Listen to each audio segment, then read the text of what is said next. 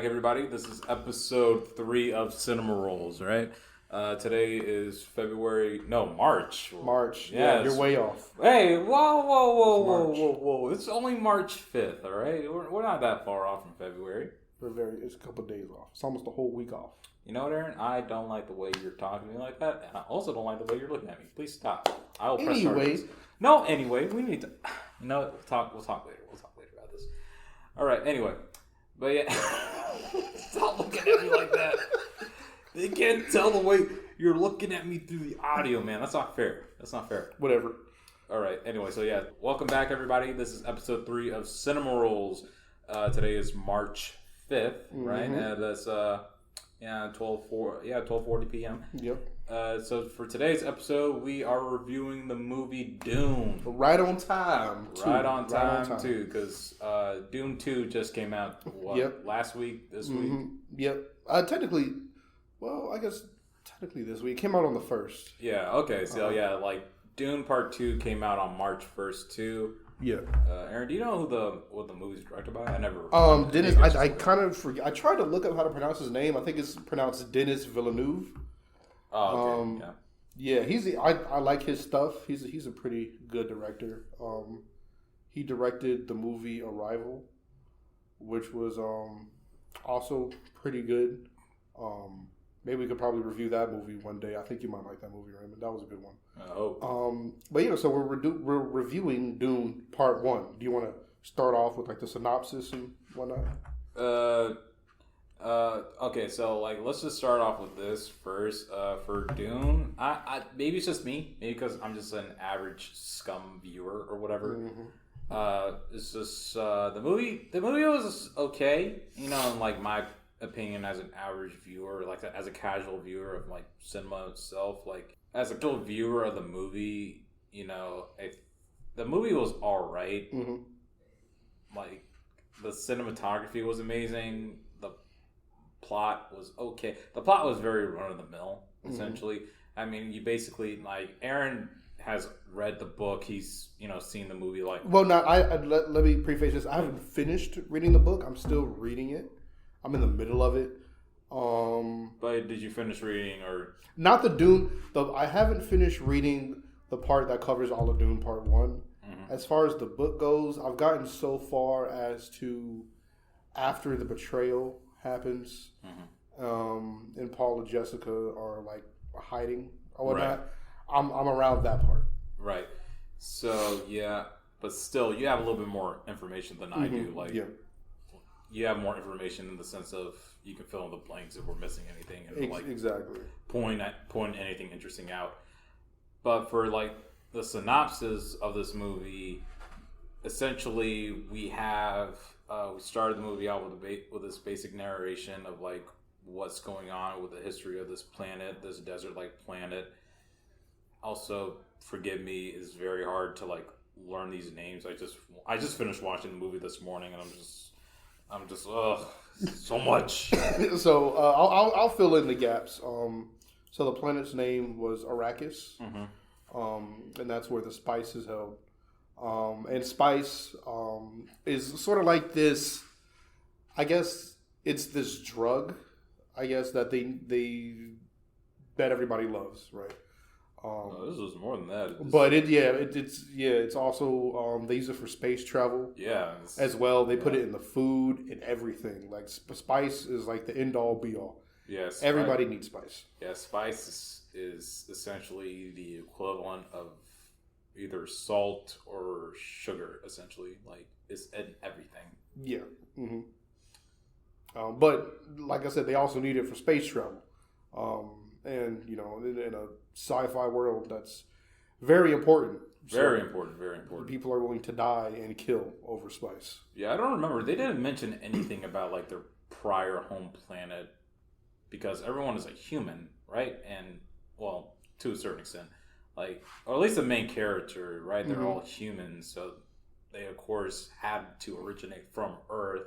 Do we ever find anything out about Earth? Because I don't remember them mentioning anything about it. Well, I'm not sure exactly when or where this is supposed to take place. Because it says it takes place in the year what, like 10,000? Yeah, like the So maybe we could assume this was like everybody did come from Earth. Maybe, I don't know. Maybe the books go into that more. Yeah, maybe. But I mean, as far as we know, I feel like that's not really important. At least not at the moment. At least for what's going on. All we know is, hey, these are these people. They live on these planets, and this is what's going on with them. You know. Right. So yeah.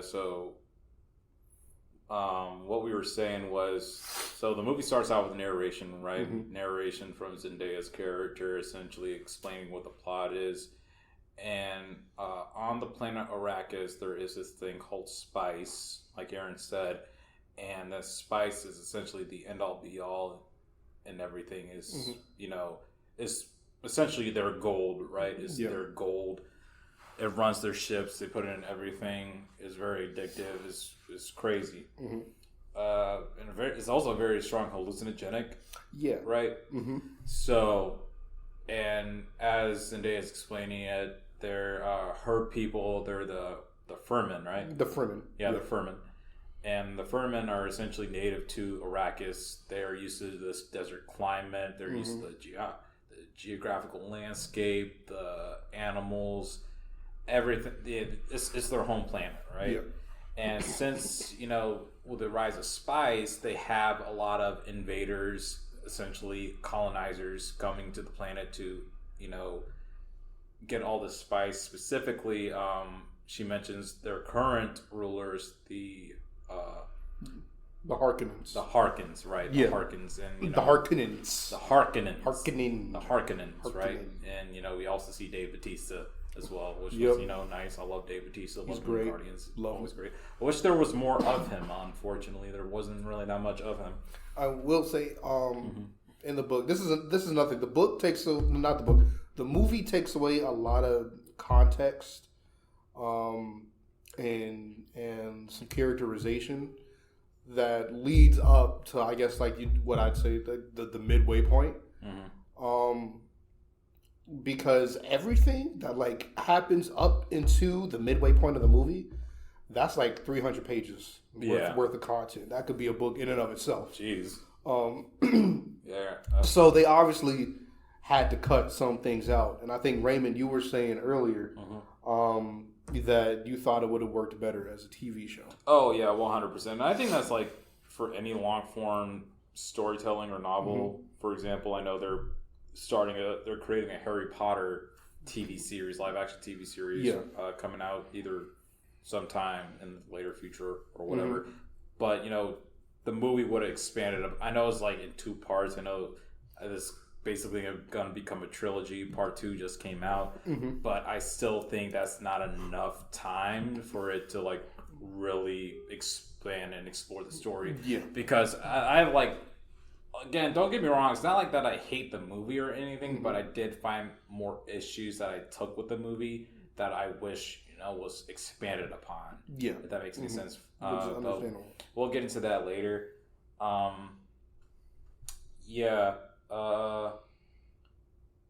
So anyway, back to the story, back to the movie. So after the narration, we segue to the main character, Paul, and he's waking up in his bed, and he goes downstairs, or he goes into the kitchen to his mother, Jessica, and they sit down to eat breakfast, right? And while they're eating breakfast, Jessica, Paul's mother, was like, okay, so do the voice, right? Yeah. So the voice is essentially, it's I wouldn't say it's the Force or anything. No, I wouldn't say that, no. I'd say it's being able to tell somebody what to do. Actually, before that, so the narration, I want to go back to the narration. Yeah. So the narration is actually a key visual of what it's a subtle reference to Paul's other power, which is essentially him kind of glimpsing into the future or whatever. Yeah. Mm-hmm. Yeah. I mean, that's how I interpret it. It could have been just basic narration of getting the plot together, but it's just, you see Paul sleeping, right? And throughout the whole entire movie, or at least in the beginning half of the movie, we just see people asking Paul about his dreams, because his dreams are kind of... He dreams of the future. He dreams of the future, right? It's just like his dreams are a weaker version of this latent potential that he'll soon unlock further into the movie and, presumably later on in the books, right? So Paul wakes up from his dream. He goes downstairs. He's eating breakfast with his mom. And actually, I think she even,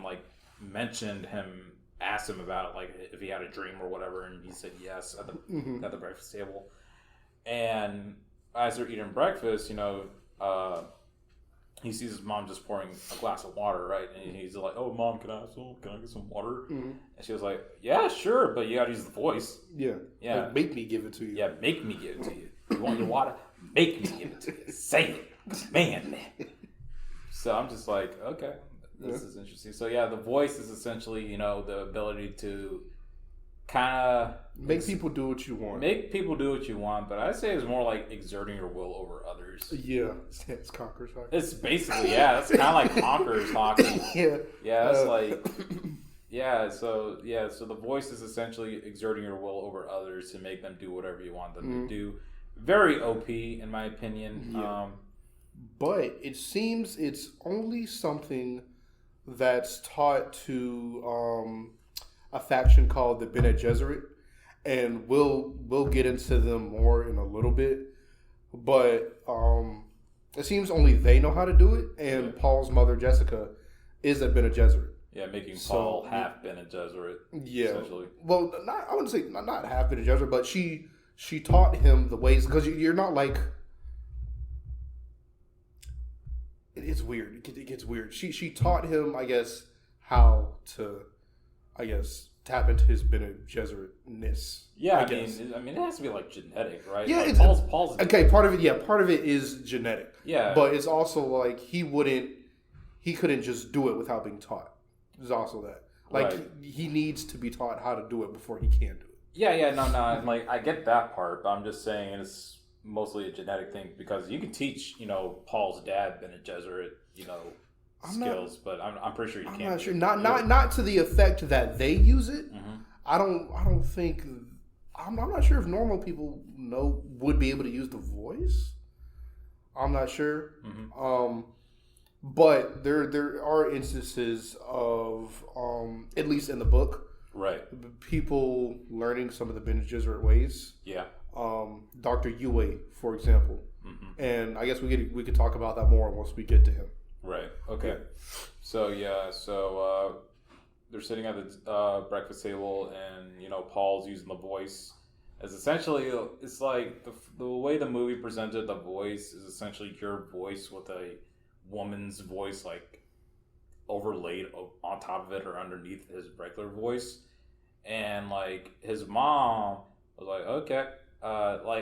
The voice worked, right? When Paul used the voice, it worked, but not really. She said almost. Almost, yeah. It's like that's what I was about to say. It almost worked because you can just see like his mom eventually gave him the glass of water, but his mom was also just like Well, I think what that scene was showing us was that she was struggling against it. Yeah.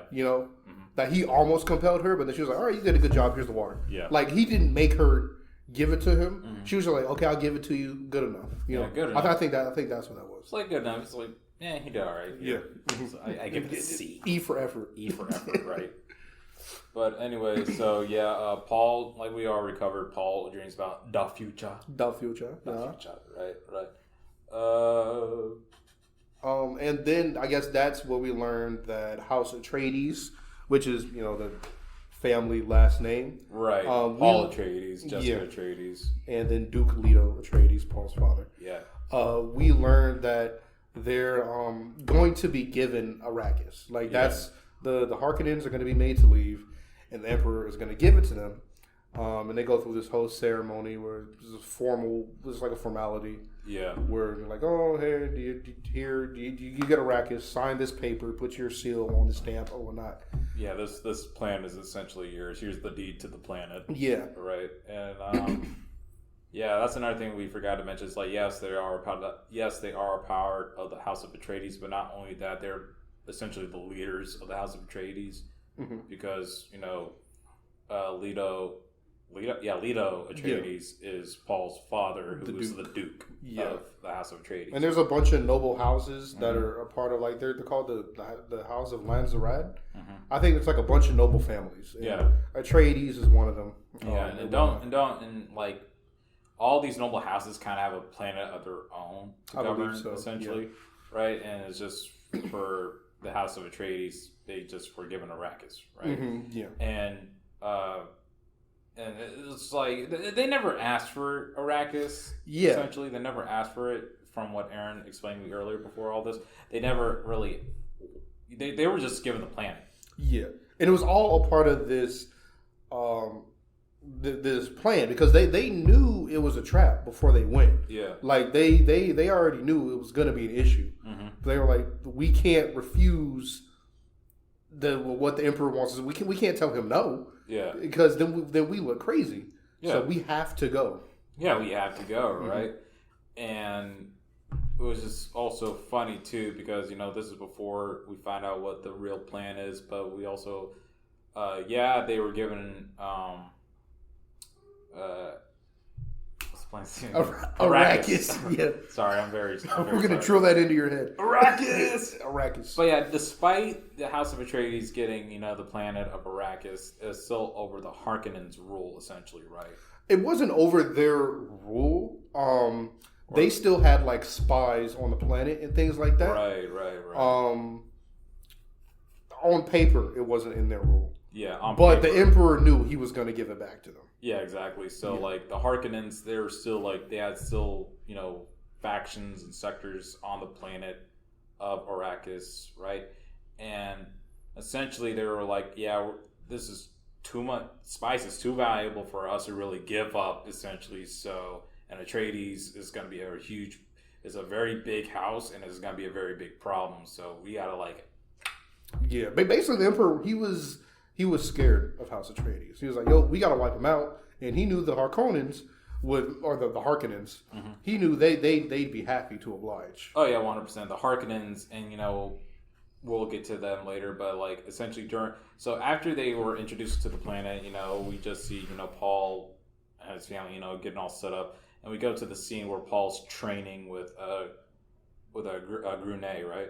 The Gurney. Well, actually, but before we talk about that, let's talk about the part where they actually landed on the planet. Actually, we just skipped something. We skipped something important. Oh, what do we do? The Gurney? No. The Gurney training happened before they went to the planet. Oh yeah. Yeah, it did. Yeah. Okay. Yeah. Right. So sorry for all over the place. Yeah. This movie is a long behind movie, and some things get jumbled up. Yeah, it's definitely a movie that you need to rewatch like a couple of times. Yeah, right? I watched it twice, and I'm reading the book, and I'm still getting stuff mixed up. Yeah, and I woke up at like 7:30 in the morning just to watch the movie, and I feel bad because I said I was going to watch it more than once, but I just did not have the time to do it. But it's okay. This is why we have these talks, so we can jog our memory and we can remember. Talking about the movie helps you to, I guess, soak it in. Yeah, it is what it is. Exactly. But yeah, so anyway, before the House of Atreides even landed on Arrakis, Paul is in a bit of a training session with Grunet, right? Gurney. Yeah. You keep calling him Grunet like he's French or something. Hey, Gurney. I typed it out. Gurney. Right there. Read it. Read it. Gurney. Look, man, I'm sorry if Grunet sounds cooler than Gurney. No, it doesn't. No, what do you mean? It sounds fancier. Grunet. Shut Gurney. Up. Shut up. Okay, anyway. I'll put you in a gurney. So anyway, he's training with Granny, right? Yes. Yeah, so he's training with Gurney. And, essentially, like, Paul's... He's cocky. He's a cocky little brat. And it makes sense. He was raised under royalty, so he's very immature, and he's very not novice. What's the word? Naive. Yeah, naive. He was very naive about the whole situation of what's going on Arrakis, and he thinks he knows more than he actually does. And Gurney was like, "Ha! You fucking idiot! No, you don't. You don't even know how to fight. It's like, oh, and then Paul's like over here, he's like, I'm great with the sword. Commence the duel. And then we see them training. We see a little example of like their like the technology that they use for combat, which is essentially like a invisible armor. It's like a body shield. Like a body shield, right? And as they're training it, we see how the body shields work, how to see where the weapon penetrates the shield or where the shield is at its weakest point and everything. And of course, Paul, being a naive little idiot, gets schooled by Gurney, which, I'll get to that later. What so I'm not even going to wait. So essentially, right, we get it. There are a bunch of fight scenes in the movie, right? And specifically, there are some fight scenes with Paul. And Paul is going up against these very experienced warriors, right? But in the movie, we only see him train once or twice or something like that. Well, even though we only see that training session, it's still it's implied that this is something he's been doing. Right. This is something because even in that training session, that little quick spar he did with Gurney, it was a mutual. They both killed each other. It killed each other. He was like, "Oh, I got you," and Gurney was like, "You would have joined me in death, my lord." Basically saying they're kind of neck and neck, right? Yeah. He's been even though you only saw that one training montage, he's been training. Yeah. Yeah, and also the whole thing with him being the Kwisatz Haderach. All this stuff is kind of destined to happen anyway. We'll get into that later. How the fuck did you say that? Say that again. The Kwisatz Haderach. See, this is what I'm talking about. You know the book. I can't even pronounce Gurney right. Gurney. Okay, so after the Gurney fight. Yeah. It's just it's I guess that makes sense, right? They're mutuals, but it feels like I don't know. It feels like you just. If it's a mutual combat, right? If it's 1-on-1 and he can't even get the one up on the enemy and it ends in a mutual tie, then how is he going to handle with multiple opponents? You know what I mean? Well, yeah, I guess that's where we'll eventually get into Paul's growth as a warrior. Yeah, I guess. Which even if Dune isn't even really about the fights. That's not even. I know it's not the appeal fights. Of it. I know it's not. I know that's not the main appeal, but it's just if you want to go in this detail of storytelling, and I'm pretty sure the books have done this, but for the movies, right? They didn't go as deep as I wanted to go deep into. I just want to explore more of the world and more of the combat and everything like that. It'd be nice if we saw a glimpse of him training throughout the movie. It's not guaranteed, right? But it's a blink it and you'll miss it kind of a thing. The whole sparring between Gurney and Paul. And I'm just wanting more of that kind of subtlety sprinkled throughout the movie. I will say I don't think even in the book I don't even think they do that because he's really I don't think I think that moment is at least as far as where I've gotten after the betrayal that's the only moment where we've seen Paul fight is that training thing. Yeah, that's just I don't know. It's just. And I think that just goes to show that he doesn't really care about that part, at least not right now. But maybe we'll see it more later. Yeah, but it's just even in later fights, right? And I'm sorry if I'm, on this point or whatever, but I just want to put emphasis. It made it seem like Paul did everything with ease, essentially, and it's just which I also think is also kind of the point a little bit. Just skipping it towards the end of the movie, right? There's this scene where Paul is fighting against a Furman warrior, right? And the fight cinematography is whatever. The fight choreography is whatever, right? Yeah. Nothing to write home about. Yeah, it's really average. It's really basic, honestly. For such a big moment that they were playing this little brief scuffle, right?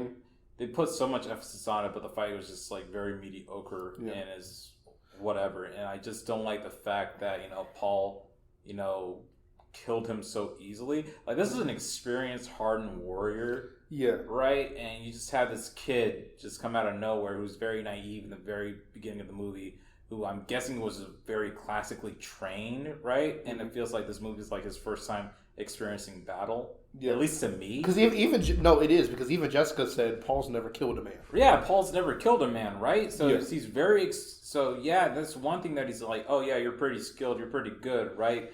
But in the thick of it, in the heat of a battle or the heat of a fight, man, you're gonna do anything you try to do to win, right? Mm-hmm. And that's any form of like sneaky tactics. Gurney, obviously he's a seasoned warrior, he's a seasoned veteran, so he probably taught Paul all the tips and tricks over anything that an enemy would do to take the advantage. But this is a Furman warrior. This is a guy from a whole completely different planet with a whole completely different fighting style that Paul has ideally never went up against. Well, to be fair, when they fight, they seem to have similar fighting styles. Yeah, that's. But I think I have an insight into why that might be, which is very interesting. Yeah, but we'll get to it later. Yeah, but I'll let you finish your point. But I just want to say this. It's just like, this is very nitpicky of me. I get it, but like, if you really want to like do this whole big world thing, make the world seem more separate, right? Just like, even for example, their suits or whatever. They're still suits. They're still suits. Why are they look the goddamn same? Like, there's times where I couldn't even tell which was who and who was part of which faction. Right, because of the suits. Yeah, just because of the suits. The only reason I could tell the difference between the Furman and the Atreides is, for one, the Furman have a lot more rags on their suit, right? Because they live in the desert, and two, is their distinctive blue eyes, right? Yeah. So it's just like, it makes the world seem a lot smaller than it is, and I get it, right? There's only so much you can cram into the movie, but it's just like, I don't know. I just did not like I understand where you're coming from. Yeah, I do. But I'm going to bring up this point later that I think might be why, or could help explain. Yeah. Okay. But yeah, so where did we stop? We stopped at the Gurney fight. Yeah, then they, the Atreides went to Arrakis, and they went through the Not yet.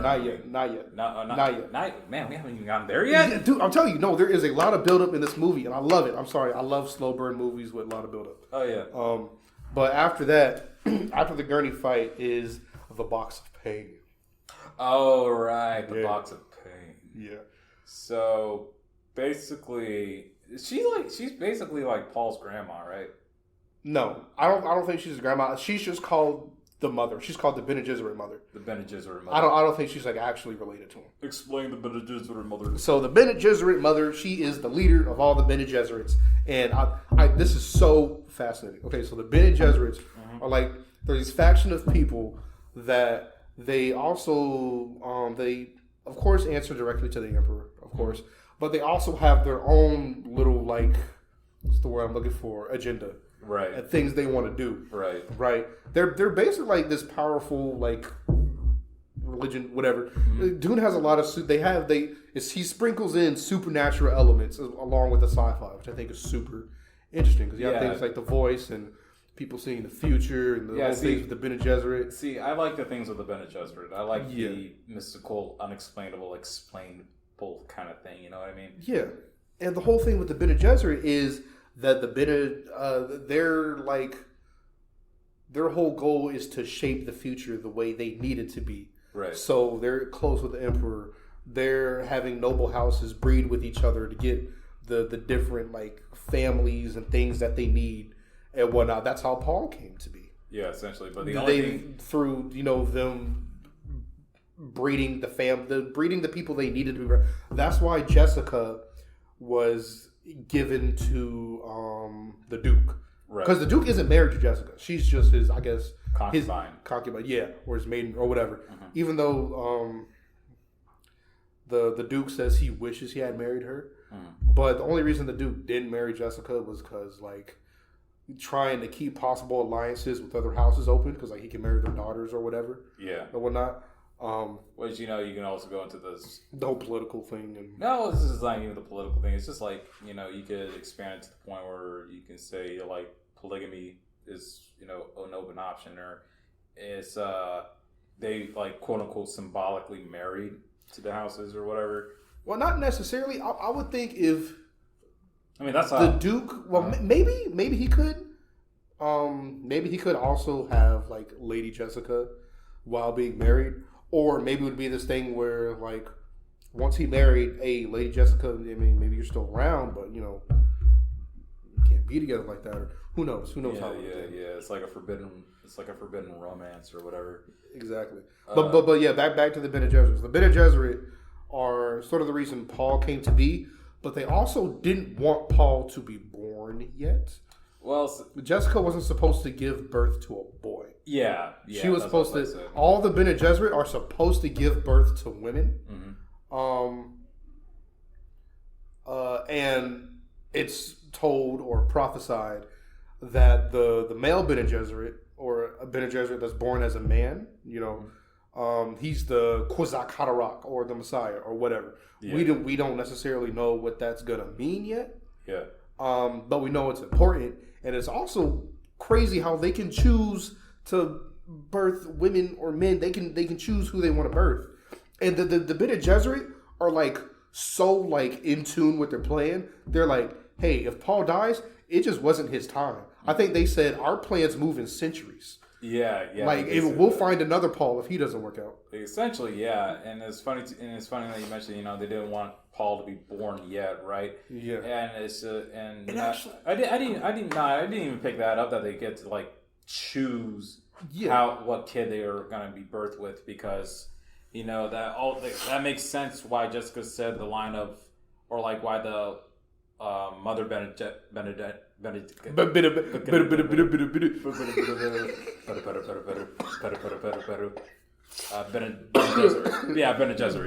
yeah. Yeah, that also makes sense why the mother of the Bene Gesserits was just like, you know, she basically said to Paul's mom that Jessica was like, oh, you were so determined, you just had to have it. Just had to have him, huh? Yeah. You're so confident that he's going to be the chosen one, huh? Mm-hmm. Excuse me. It's like, you should have got rid of him. Should have gave me a girl. Exactly. Mm-hmm. So, yeah, what were we saying here? But yeah, back to the box of pain. So, I guess they wanted to... It was a test for Paul. So, basically, they had Jessica lead Paul to the Bene Gesserit mother. They sealed off a room where Paul and the mother could be alone. And I love this moment with Paul. I love it more in the books. I'm sorry, I'm gonna keep bringing up the books. I mean, that's fine, dude. Honestly, I think the movie was alright, kind of basic. Like overall, I think the movie's bare bones, you know, formulaic, I guess. But again, this is from a casual viewer of movies. I don't have any research. I've not done any research. Which is the background of the movie. Yeah. Right. But you know, and again, sorry, I didn't mean to cut you off. No, like, you know, like. Nine times out of 10, the book is obviously going to be better than the movie. Mostly, yeah. Usually it is. Yeah. But yeah, I love this is the moment where Paul got serious, because his mother led him to the room, and the Bene Gesserit mother, she was like, "Oh, well, you can leave now." To talking to Jessica, and then Paul's like, "Did you talk to my mom? Like she's just some common woman? What's wrong with you?" Like you can see the nobleness come out in him, like the fact that he was raised as a duke's son. Yeah. He's like, you better know your place. and I just find it funny because the mother Bene Gesserit was like, boy, you don't shut your mouth, boy. You better come over here. Yeah, no, she used the voice on Paul. Yeah. Which I find really that I like because it humbled Paul like real quick. It's like, yeah, you may be a noble, but you have no idea of what power I am capable of. Like it's crazy. It's like, sure, yeah, whatever. I served the emperor, but you know, that's beyond reasons that you can barely comprehend yourself, boy. Mm-hmm. Yeah, like know your place. Literally, that's basically what she told Paul, was to know his place. Mm-hmm. So she wanted to test him. She said she wanted to test him to make sure he wouldn't give into his base instincts, and that's sort of like a watered down version of what the book was trying to say. Right. So yeah, explain to me like what base instincts, because from what I've interpreted from it is like, I'm putting your hand in this box and I have this knife up to your neck, right? So are you going to react to the pain? What are you going to do when you react to the pain? Are you going to kill me? Because if you kill me, I'm going to kill you. Well, it wasn't that. It was the fact that she said if he moved his hand from the box, he's dead. Yeah. So is he going to withstand the pain, or is he going to try to escape? You know? Yeah. Okay. That makes more sense. Yeah. I'm very stupid. It's okay. No, you're not. So you're just very tired. Don't you touch my knee. Okay. So in the book they don't I'm sure they expand upon this more. But apparently they had advanced robots and AI that could be like humans. Right. Like they were comparable to humans. Oh. Right.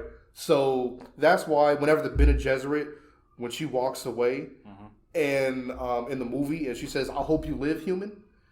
In the book, she had this whole conversation with Paul where she was talking about, "Hey, we just want to make sure you're human. You know, we're just trying to test to see if you're human." Wait, whoa. And I think maybe she meant that as a metaphor. I'm sure she knew Paul was a human, but she talked about that more, emphasizing the fact that there was a difference between humans and these sort of robots that were human-like, pretending to be humans. So wait, so the whole test then she was making sure that he was like human, right? Yeah. Right. So what did they think that Jessica and the Duke built a robot in place of a Bene Gesserit? No, I don't think she actually thought that. I think she did really want to test him. Yeah. But I think she was just sort of saying that to maybe psych him out. Yeah, no, I understand that, but what I'm getting at is the implication of this may have happened before, right? No, well, or it's just, maybe, because they developed that test, I guess, maybe to test the Kwisatz Haderach, or maybe to just test to see if somebody's human or not, or maybe just to test somebody's willpower. Yeah, I think, because I assumed it was more of the testing for the Kwisatz Haderach. Mm-hmm. Which I think it might be. I'm not sure if they've used that test on other people. I mean, they most likely have. They probably most likely have. Yeah. And it's just, not even that, it's just as a Benedict Arnold. As a Benedict Arnold, Bene Gesserit. Bene Gesserit. Yeah. No, just like testing him as a Bene Gesserit in the first place, right? Is just show him his will, his constraint under stressful situations as well. Yeah. Right? Mm-hmm. That's kind of like how I interpret it when she was talking about you didn't give into your basic instincts. Because she said he has too much power. Yeah. To just be able to just react however he wants to react. Yeah, just like he has not just too much power, but he has just way too much potential, essentially. Yeah. Right? So, so that was a really good scene. I liked it. I liked the whole idea of the Bene Gesserit in the first place. Mm-hmm. I can't pronounce it, right? But you'll get it. Yeah, I'll get it one day. Dude, I'm telling you people, once part 2 of Dune, once me and Aaron watch part 2 of Dune and our second review comes after that, I'm going to be fluent in the language. Yep. I'm going to do the whole freaking review in the Bene Gesserit language.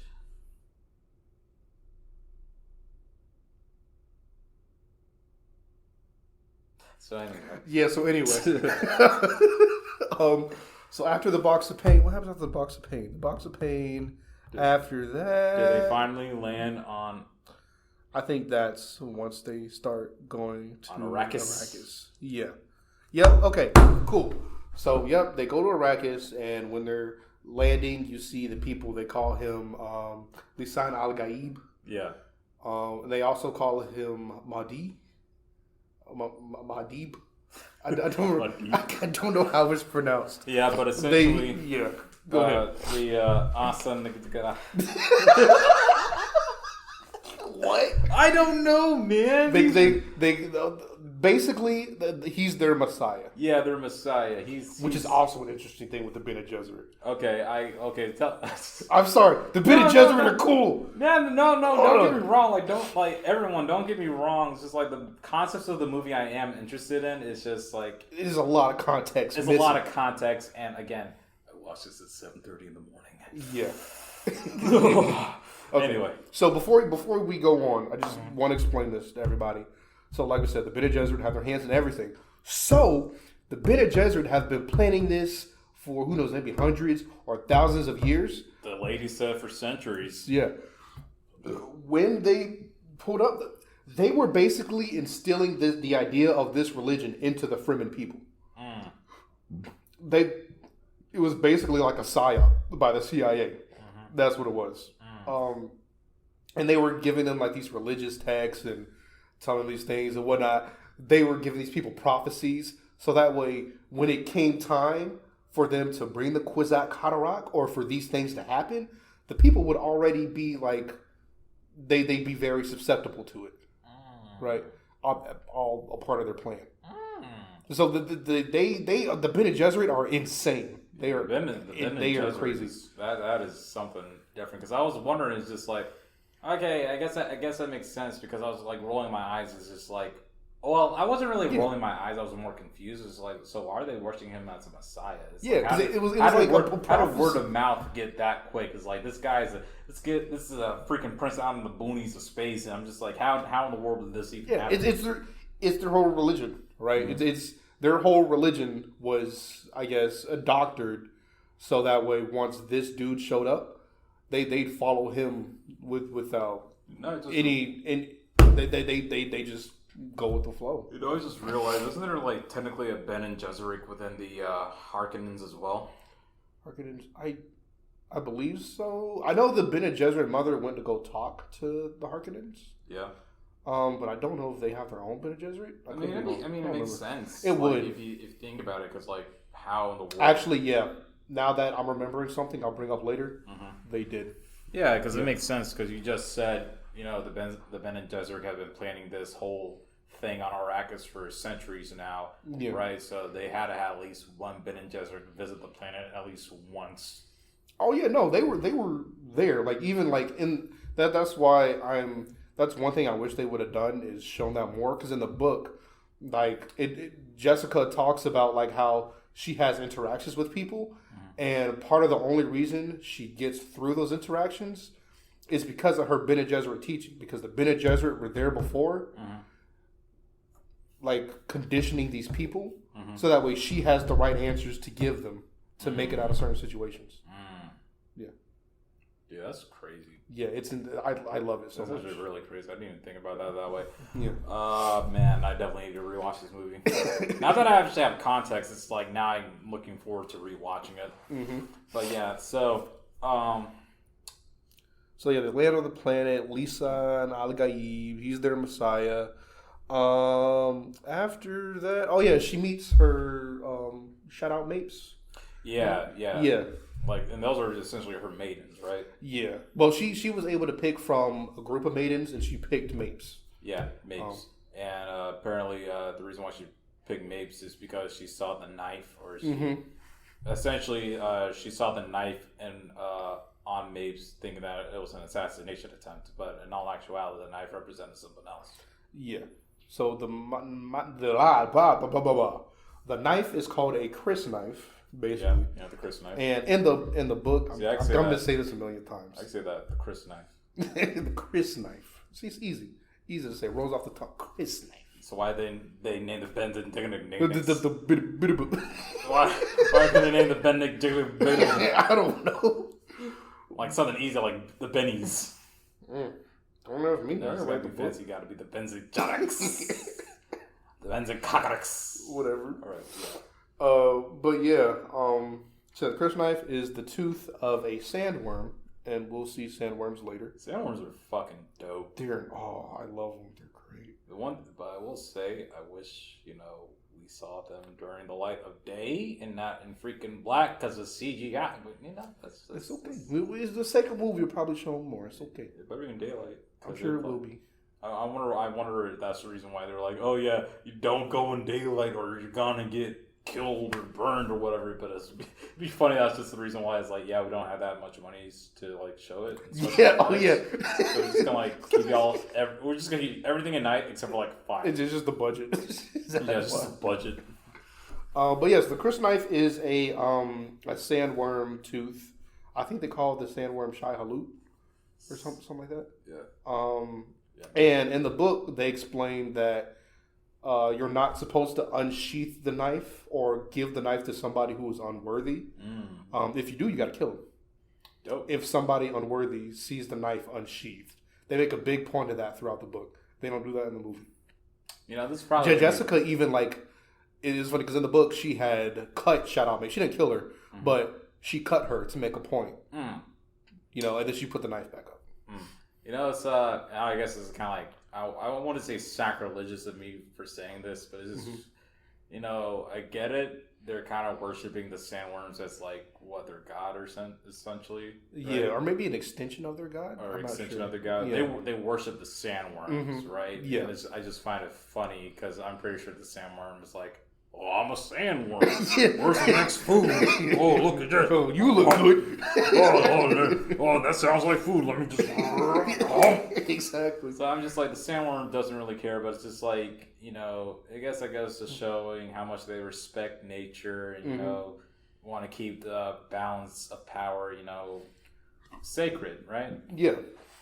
That's very respectable. I just find it funny because it's just like, oh yeah, if you unsheath this tooth from a sandworm, I'm gonna have to kill you, or if I don't, or if you're not worthy enough to hold this blade, I'm gonna have to kill you. Even though you could literally just go out to a damn carcass of a sandworm, find a tooth, and make your own knife. Yeah, but it's a very like, I guess, religious. Yeah, it's like, I know it's very sacrilegious of me saying this, but I don't want to offend it. You get stabbed with a Chris knife.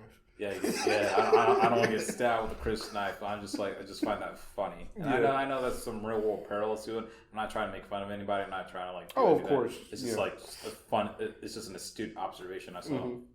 Yeah. All right. So next, after the Chris knife, what's next? Oh yeah, they meet Stilgar. You want to talk about Stilgar? Yeah, Stilgar was cool. Yeah, I liked him. Stilgar was cool. Yeah. I just find it funny that everyone is just so on the edge when Stilgar came into the room, and Stilgar was like, he's just like freaking stormed into the room, went up to the table, and just like, and then like, freaking Duncan over here, played by why am I Jason Momoa? Played by Jason Momoa. Just so like, it's like, no, Duke, that's disgusting. It's just like, just on the ground, just like Stilgar. Which I think is kind of cool. Yeah, that is kind of cool. Because water's like it's a rarity. It's scarce. Yeah, it's very scarce. It's a whole desert planet, so it's like a sign of respect, giving their bodies moisture. Yeah, which is, ironic considering that Arrakis was very close to becoming a very, kind of like an oasis paradise, but with the rise in spice, they decided to keep it as the desert planet because spice was only formed within that kind of climate. I'm going to talk about that later. The whole oasis thing. The book gives a lot of context. Yeah. We're going to talk about that once we bring up Dr. Kynes. I'll bring that up. Because I wish Dr. Kynes got more scenes. Yeah, because... Yeah. Also, Dr. Kynes was a man in the book. Oh, okay. Yeah, but that's not a big deal. Yeah, that's not really important, but it's like, fun fact. So, what's this, Stilgar, my bad. You can't get anything right. To be fair, we're recording this in the morning. Usually I'd be asleep right now. Yeah. So it's not even the morning, it's the 1:27. I would still be asleep. It doesn't matter. Yes. I mean, same here with me. I mean, this is my off day, man. I'll be... Exactly. Ugh. Don't make that noise. I'll make whatever noise I want to. Just talk about Stilgar, please. So yeah, Stilgar, he's a pretty cool guy. He's like one of the leader of the Furmans, or the Furman faction, essentially. And like, he's like, yeah, cool. Just don't fuck with us, Essentially, he's like, Furman. They kind of want to, like, they just want to keep them to themselves. They don't want their society being tarnished, ruined, and they definitely don't want to be enslaved or anything like that. Exactly. So it's just like Stilgar's just trying to make that point. It's just like, hey, well, we'll let you do this and that and the third, but don't cross us or like don't fucking betray us or anything like that, right? Did I miss anything like that? No, I mean, not really. Except the fact he was like, don't look for our sieges, which is like their towns. Yeah. And don't go in the desert. Yeah. And Leto was like, all right, I'll compromise. We got to go in the desert if the Emperor tells us to. Hey, nothing we can do. But we'll leave your towns alone. Yeah. And then Stilgar was like, all right, cool, I like you. And then he left. Yeah, basically, Stilgar is a pretty chill and reasonable guy. Yeah. Until you cross him, and then he's going like, I'm going to fucking kill you. But one thing I will say about that the book expands upon, and the movie also did too, that Duncan, Idaho, I love this. It's a funny name. Duncan, Idaho. He's a potato. Look at old potato. But Duncan was sent to Arrakis in advance to get in good with the Fremen. Because, they mentioned this in the book and the movie, that they would need desert power. They would need the Fremen to help them be able to fight off the Harkonnens and the Emperor, because there's a lot of Fremen, more Fremen than the Emperor knows about. Yeah, which they found out. They found out there was like millions of Fremen, and the Harkonnens thought there was only like 50,000 of them. Mm-hmm. So they were going to have a big army, right? So my thing is desert power. Like desert power is they're referring to like the spice of the desert. I think they're referring to the Fremen and maybe the sandworms. Okay, that's what I think they're referring to, because, like I said, there's millions of Fremen. Right, there's millions of Fremen, and all I imagine is just them just riding on giant space worms, freaking Star Wars style. That'd be so cool. It's like, shoot the worms. I'm excited to see the second movie. I just want to see what happens. Kill the worms. But yeah, what the heck was I saying? You were talking about there were more than just there. You were talking about Duncan, Idaho. Oh yeah, so Duncan, Idaho was sent in advance to get in good with the Fremen and whatnot. Mm-hmm. And I think in that scene in the book, he was like, "Hey, yo, Leto, let me go run back with Stilgar to help him out." Like, he was going back and forth between Leto and Stilgar, keeping up their relations with each other. Yeah, essentially. Yeah, but you don't really see much of that happening in the movie. Yeah, no, there's just like a passing comment essentially, but it's implied, right? Mm-hmm. Yeah, it's Duncan just being, the relations kind of guy. They're basically the ambassador. Yeah, exactly. Mm-hmm. So after that, they ooh, this is the good part. You want to talk about? Oh, which one was it? The Hunter Seeker. The Hunter Seeker tries. Right. So let me remember this.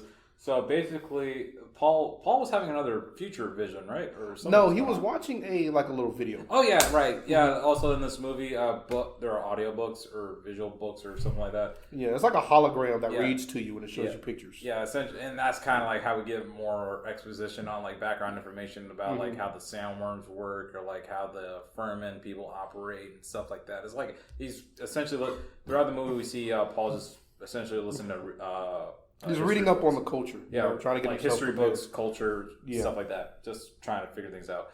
And while he was doing that, there was this tiny little drone that appears out of the wall, right? Yep. Right? And it is just like kind of, basically it was there to assassinate him, essentially. Mm-hmm. And Paul was just like staring down the drone or whatever until a Furman woman, right? It was Shadow. Yeah, Shadow just came into the room, and Paul was just like, just grabbed the drone out of the air, and he's just like, "Someone's here to kill me." Yeah.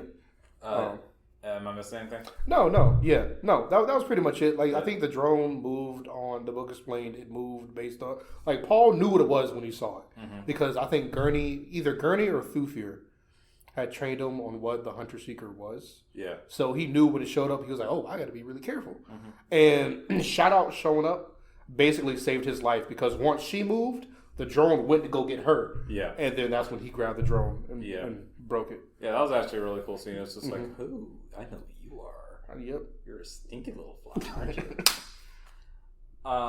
So then that's where they have the whole thing where the Pentagon's like, "Oh, somebody tried to kill Paul." Yeah, basically. Blah, blah, blah. Yeah. Somebody's trying to kill Paul, and Duke was like, I don't, is like, one of the generals is like, "Oh, I'm so sorry, my lord." That was Thufir. Yeah, Thufir. Thufir is basically, so explaining Thufir.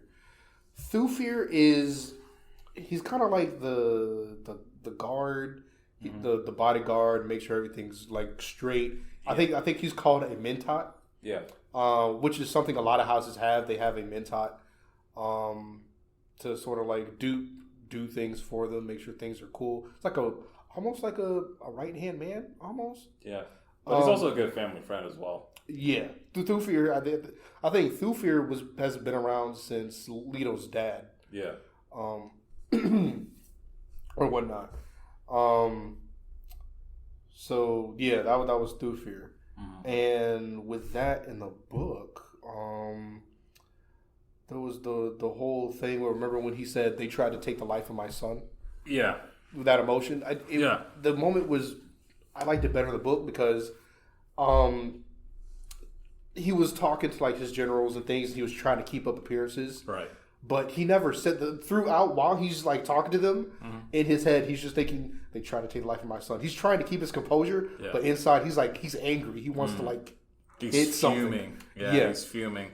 And he's just like, through fears, is like, oh, I'm so sorry, sir. I'll resign as soon as possible. He's like, no, I don't care about that. Find the spies. Yeah. Who's killing my son? Why did you become son like that? I'm furious.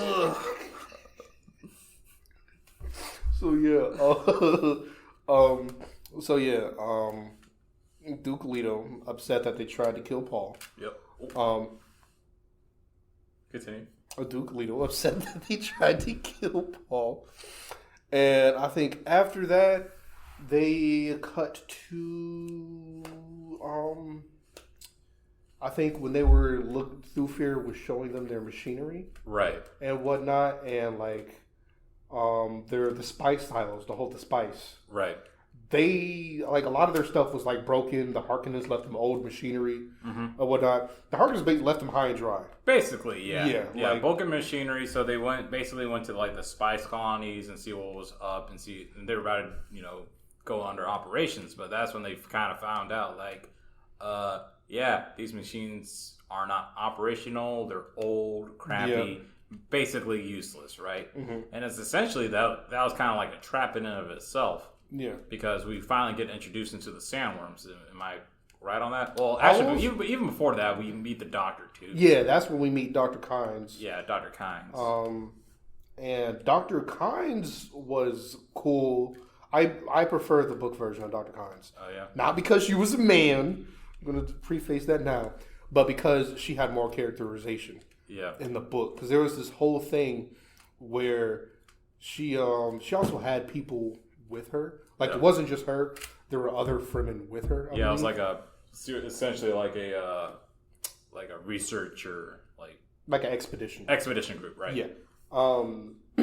And as she's interacting with them, the book giving her these thoughts where she's like, man, I really don't like these people. Man, why are they here? Blah, blah, blah, blah, blah, blah. I mean, but then there's fair. Also, yeah, exactly. But then also planting the seed of doubt because Paul's there. And the Duke also isn't a bad guy. Like, so it's like the whole time during their expedition, she's like, man, these people suck. I hate these people. Why are they here? But then you see Paul starting to she's starting to see the religious aspects of her religion in Paul. Yeah. The Lisan al-Gaib. And then the Duke is, as she's having conversations with the Duke, she's starting to realize, oh man, he's not a bad guy. And I like it because in the book, the chapter ends with, Kynes saying, man, the Duke actually isn't a bad guy. And I just like the whole interaction with that. I wish they would have kept that in because when you watch the movie, it seems like Kynes is indifferent to them. Yeah, which I don't like. Yeah, Kynes is like a neutral party essentially. Yeah. Which is not Kynes is supposed to be a neutral party because she's the judge of the change. Yeah, supposed to be neutral. But I like that in the book they put that characteristic. Even though you're supposed to be, they're not. It's because they're human. It's hard to be impartial. It's hard to be impartial, and two, it's just like you have this invading threat threatening your way of life and existence. Of course, you're going to be skeptical about it. Like, despite their intentions, it's like you're a foreigner on my planet trying to colonize and take advantage of this. Like, there's been numerous of people before you, and it's probably presumably there's going to be numerous people after you who's going to take advantage of our planet's resources, right? Exactly. So of course I am very skeptical and not going to trust you, right? And I guess that's I'm not going to get into it in that regard when it comes to like colonization of different of countries and natives and stuff like that. Now we can say it now. Paul's a colonizer.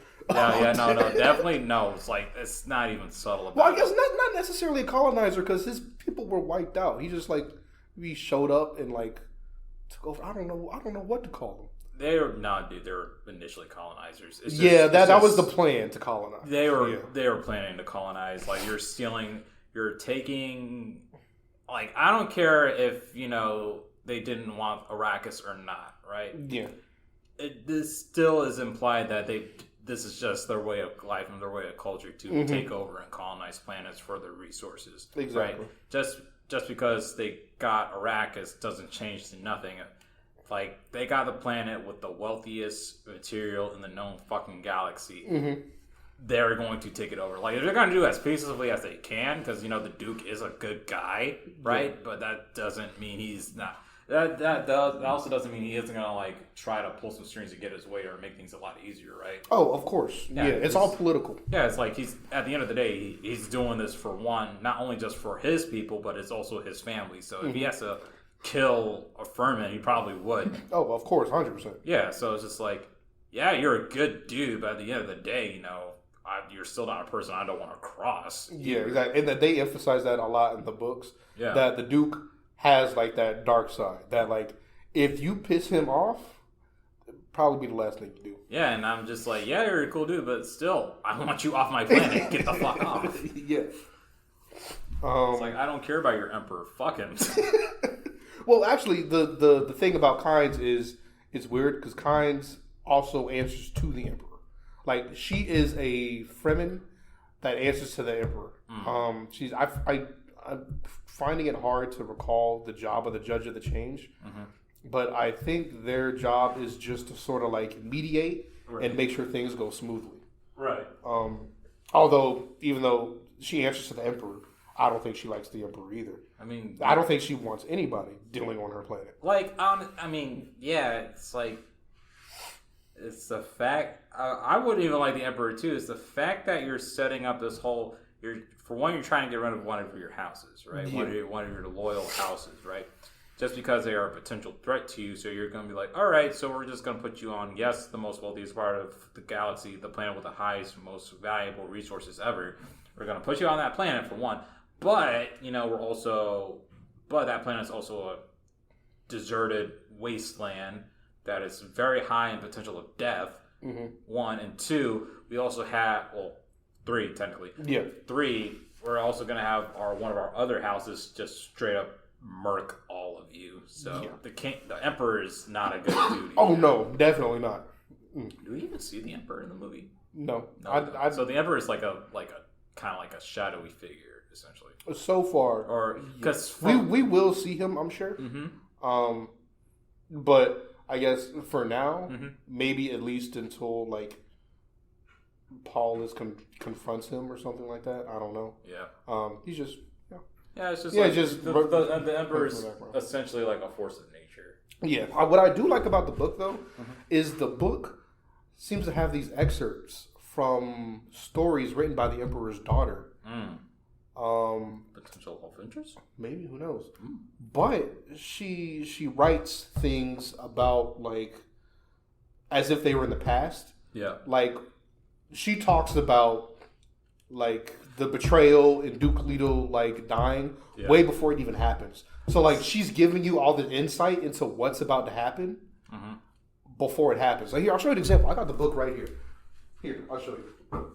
So you can see before each chapter starts, she has it written like a little excerpt as if it was from a book. Oh, from manual. From like a letter. Yeah, says there's an excerpt and under from Manual of Muad'Dib by the Princess Irulan. So they're giving you all this context before it happens.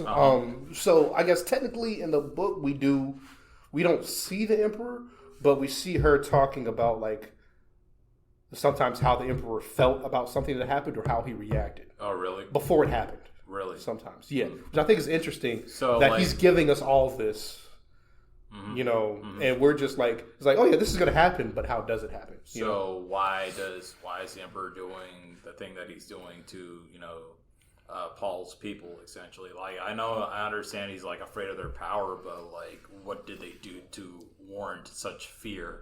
I don't think we know exactly yet. Maybe we'll find that out in the second movie. Yeah, we better. Yeah, I hope so. But yeah, so yeah, you want to talk about when they go visit the spice harvester?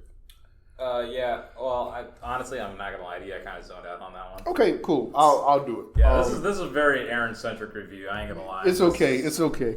So yeah, so Kynes was getting their still suits together and making sure they were straight. And Paul actually, his still suit was already like put together. Yeah. right? Like he knew it, and she was like, "Oh, how do you know how to do that?" You know, he was like, "Oh, it just felt right."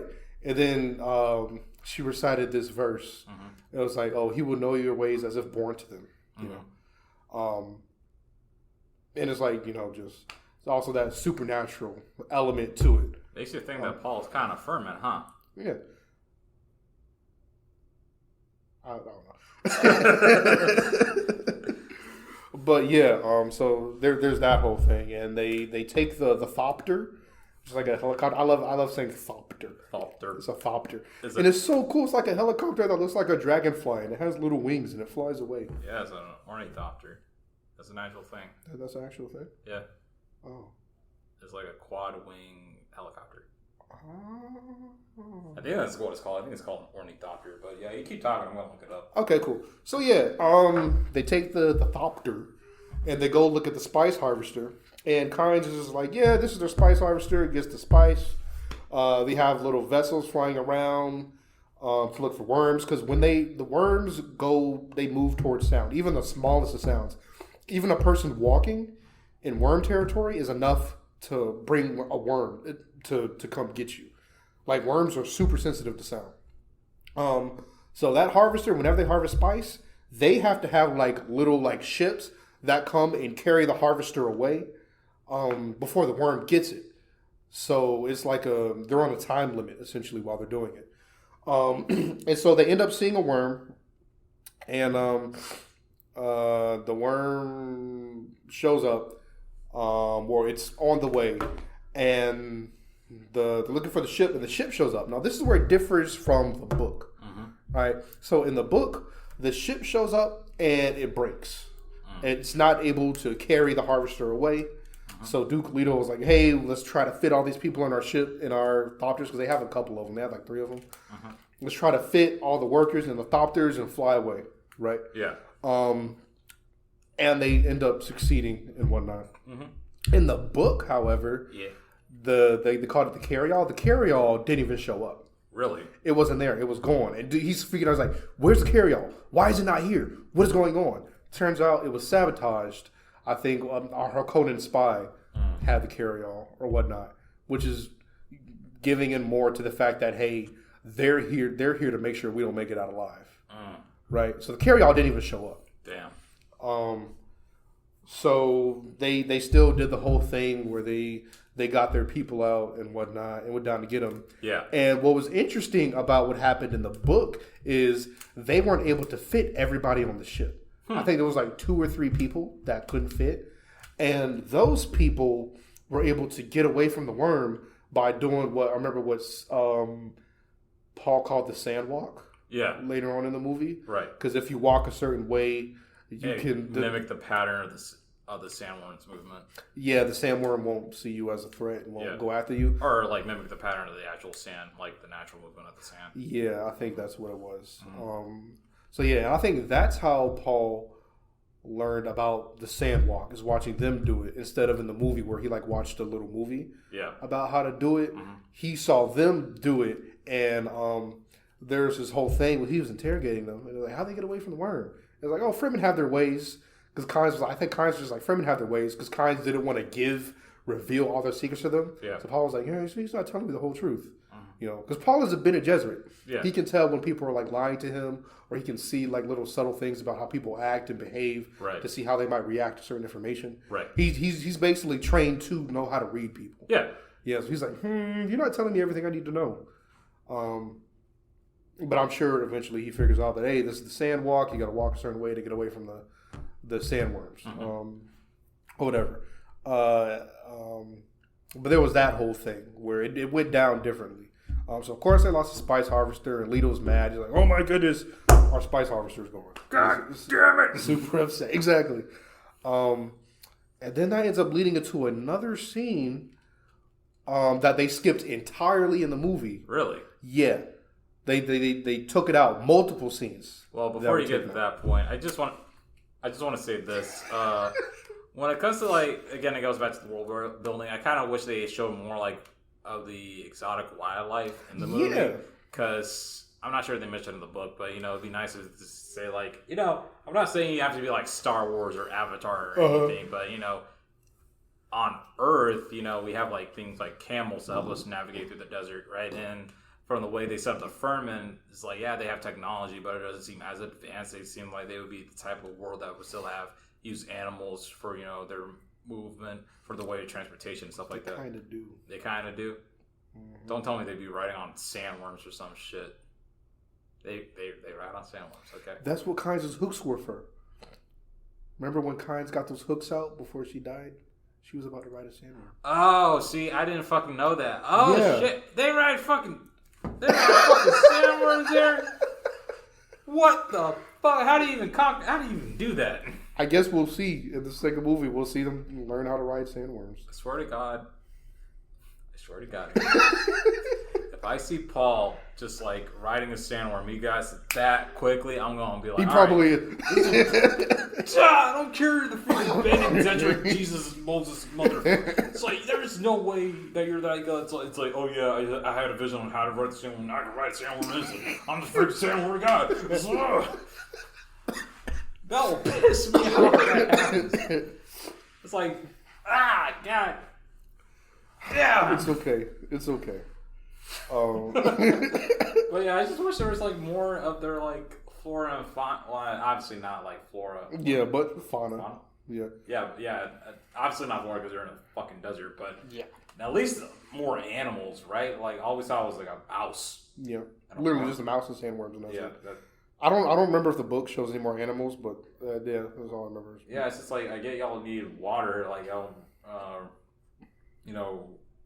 revere water because it's such a limited resource, but like, or maybe the sandworms eat everything, maybe because anything that walks in the desert gets eaten by a sandworm. So let me get this straight: they ride and eat sandworms. They don't eat sandworms. I don't know what they eat. Exactly, like what do you eat? Actually, yeah, that's what do they eat? I don't know. I haven't seen them eat once in the movie. I just see them spit in this like little container or whatever, and then water comes out. I have no idea. Maybe they don't eat. Maybe they don't need food. Maybe the spice is all the food they need. They probably got like they probably make shipments or trades or something like that to get resources. Because they talk about like having towns and merchants and smugglers and things like that. Yeah, exactly. So I'm sure they get food somehow. Yeah, I'm guessing that's going to be explained more in the second movie. Maybe, right? Yeah. Maybe, because like at the end of this movie, they ended up.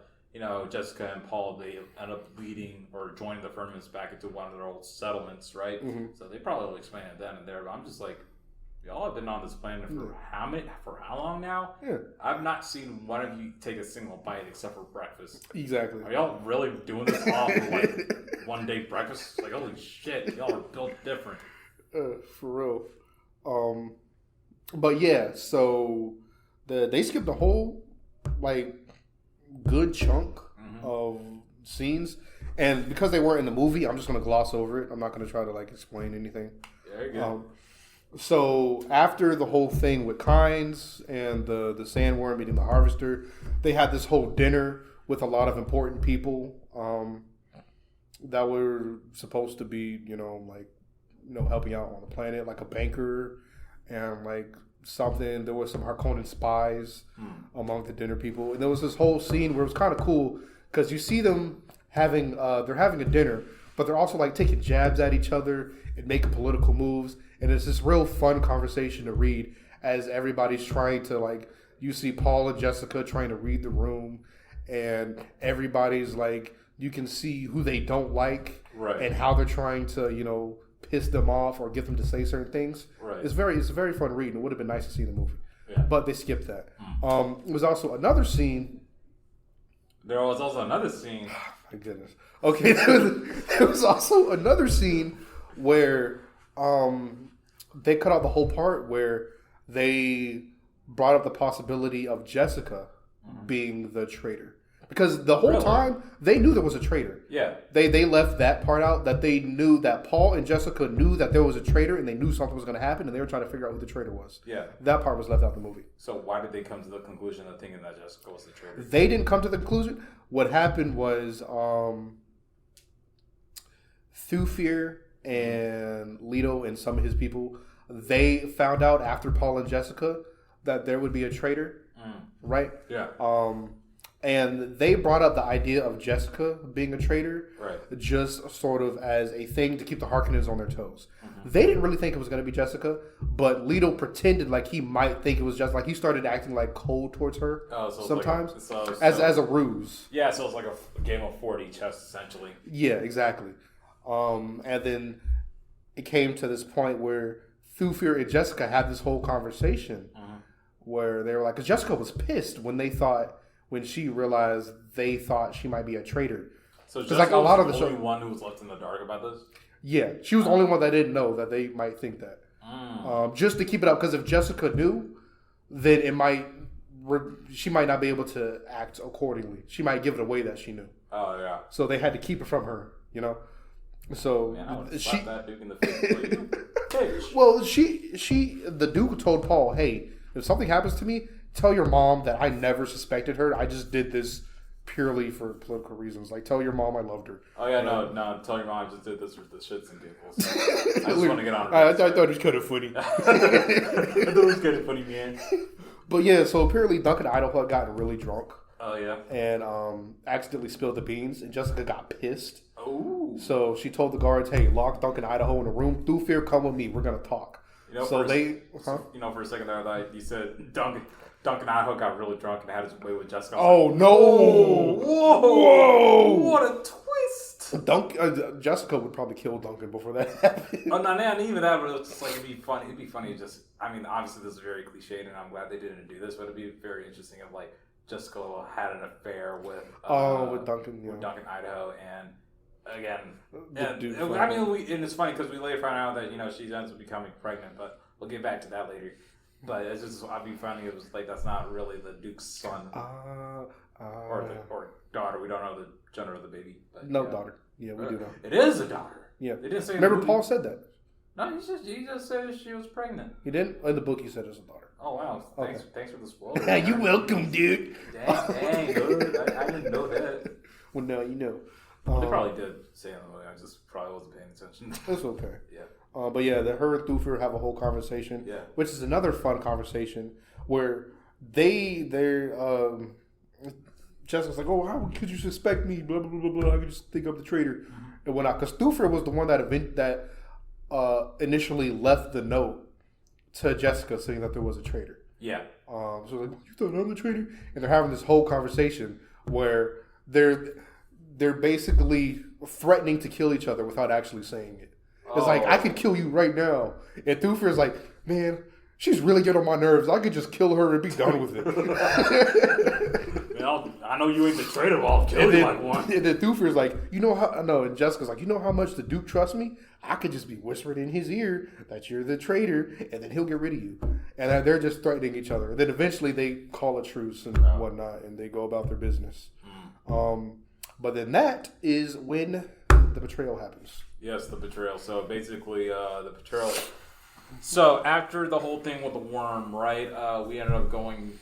We go back to their base of operations. Paul, Jessica, and everyone kind of like go back home and everything, right? Mm-hmm. And the Harkonnens.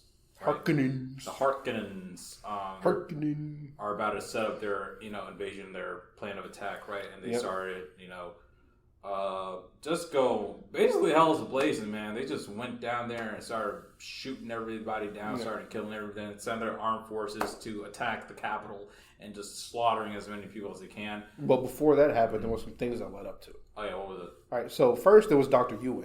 Oh yeah, right. So yeah, because the king got assassinated. I mean, it was during the thing, right? It was during the movie kind of showed it weird, but what Dr. Yue did happen before the invasion happened. Yeah. I think they did show that Dr. Yue is the reason the invasion happened in the first place. Because remember when he was talking to the Baron, he was like, "Yeah, I shut down their shields and everything." Right. So yeah, Dr. Yue, right? He shut down the shields in order for the Harkonnens to actually invade their capital, invade their towns, and kill everybody, right? And not to mention there was also the Emperor's army that showed up as well, the Sardaukar. Yeah, the Sardaukar. They help. I kept getting the Harkonnens and the Sardaukar confused. I see. Yeah, I kept getting them confused. Like, who are the Sarkadars? Are they the Also, they were weird. Remember we went to they did a flashback to their home planet. And they were doing like some chanting and blood sacrifice. Yeah. I was like, what's going on, man? And so I thought the Sarkadars were like the Harkonnens' name for like their general army. You know? No, that is the Emperor's personal army. Oh, yeah. So remember, the Emperor's also in on it. Yeah. So he sent some of his people to help the Harkonnens. Oh man, if I was the Duke, I'd have been pissed. Like, you mother. Well, remember, the Duke knew. He knew they were going to try to take him out. He just didn't know how it would happen. Yeah, I know, but I'm just like, you son of a. I've been like, shoot, if I was the Duke, I'd have been like, yeah, I knew this happened. Just freaking open up. Freaking out, but I got bomb strapped to my chest, like, I'm going out. You're coming with me. Just explosions everywhere. This is gonna be a fun review to listen to. I know.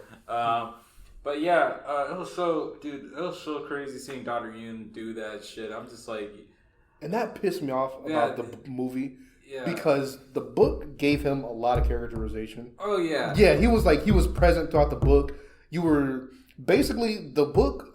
They were telling us he was going to betray them before, and it's interesting because Dr. Yui is the traitor because you're seeing his inside thoughts and you're reading it and you're like, oh man. He's really about to mess these people up. Yeah. And then the whole time, Paul and Jessica are like, who's the traitor? It can't be Yue. Yue couldn't do it. And then the whole time, you're like, man, you guys are dumb. Oh, yeah. You're so stupid. But this is the whole thing I was talking about with the Bene Gesserit. Mm-hmm. Yue's wife was a Bene Gesserit.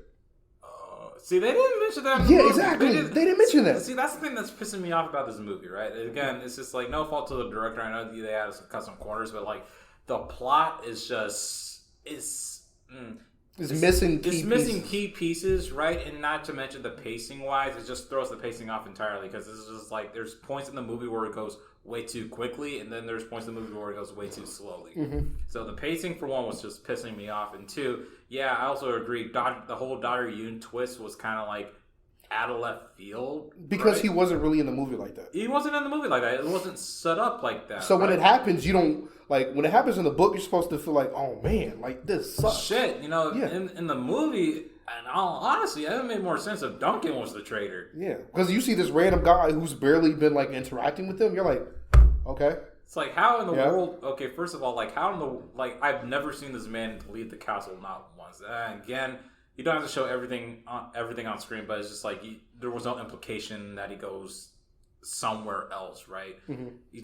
He's primarily in the castle. You just see him in this one freaking place, and I'm just like, where did you find the time to go and talk to the Emperor or talk to the Baron? Well, to be fair, I'm not sure how that because the book doesn't explain either. But the book also says that he has his plan, like. His plan is ready before they leave to go to Arrakis. Like he went there already knowing what he was going to do.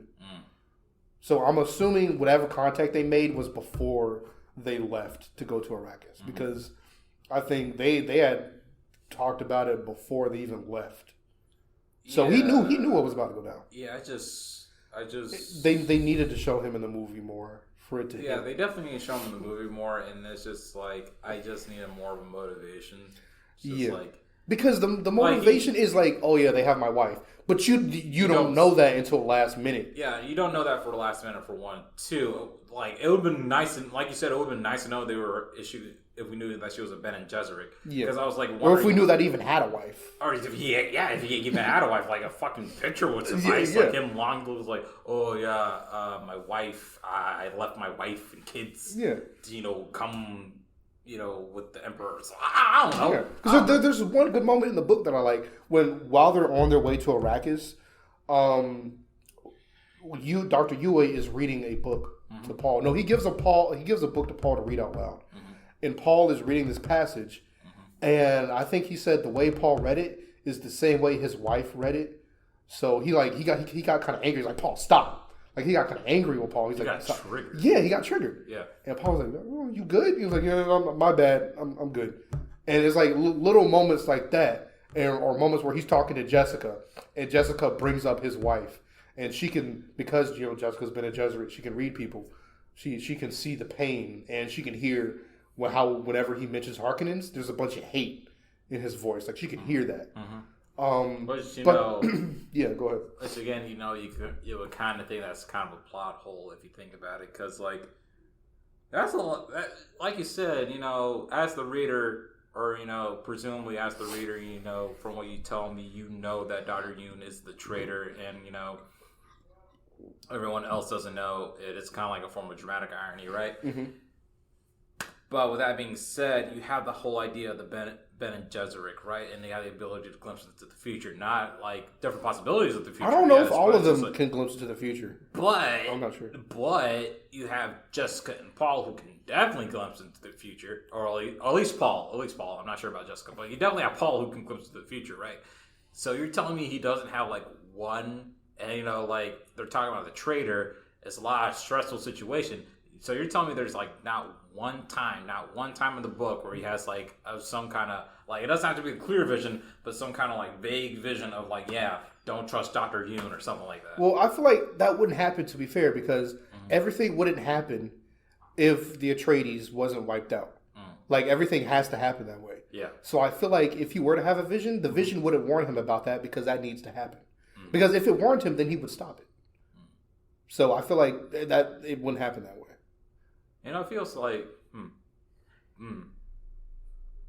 Well, if that's the case, like if this is a set point of the future that the House of Atreides is going to fall, then wouldn't that be much more a design of fate and destiny than anything else? Well, I guess that's part of the theme of Dune, is trying to like defy destiny. Defy destiny. Yeah. Right? But also, it'd be more interesting. It's just like, yeah, you must defy destiny, but it'd also be like, yeah, destiny is so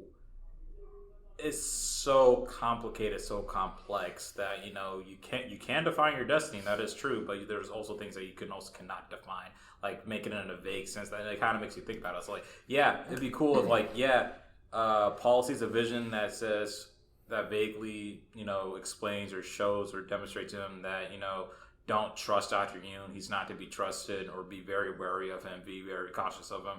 And then you find out about him becoming the traitor and betrayal. And then, yeah, you ended up killing Dr. Yoon, but it doesn't matter, like, with the fate and just how integral that the Emperor is, right? I'm pretty sure he would have a backup plan, right? Because if Dr. Yoon was taken out, then that means the whole House of Atreides would, like, survive, or not necessarily survive, right? Because you're saying that Dr. Yoon is the catalyst for the Harkonnens to invade, right? Because he's the one who took down the barriers and everything like that. But if the House of Atreides is destined to fall and be taken down, then the Emperor would have backup plans in case this kind of scenario even happens. Like, he would have probably not even just one traitor, but multiple traitors. Well, I mean, I feel like it's better with just Dr. Wow, that's a lot of talking. I know. But I guess I see that, but at the same time, I think it's better with just Dr. Yue. I prefer it that way, because it's like it goes to show the naivety in them, because they trust him, and I guess he was also, I think he was trained a particular way to not be able to like betray them, and he was able to get past his training because of his Bene Gesserit training from his wife. He's able to hide the way he feels sometimes when he talks to Jessica and whatnot, and he's able to get around the conversation. Like, he's sometimes. the perfect sleeper spy, essentially. Exactly, and it goes to show they trust him so much, and they talk about how much it could be him and how much they trust him, and the whole time it is him. I just think that's perfect. I mean, yeah, because they overlook the possibility, because even Jessica, even after having a conversation with Yue, at least in the book, she thinks about the possibility of, I could question him, but she's like, I don't want to do that to a friend. Yeah, it's like a family doctor. Yeah, but like, and then that's just like, if you had it just goes to show that one little piece of the puzzle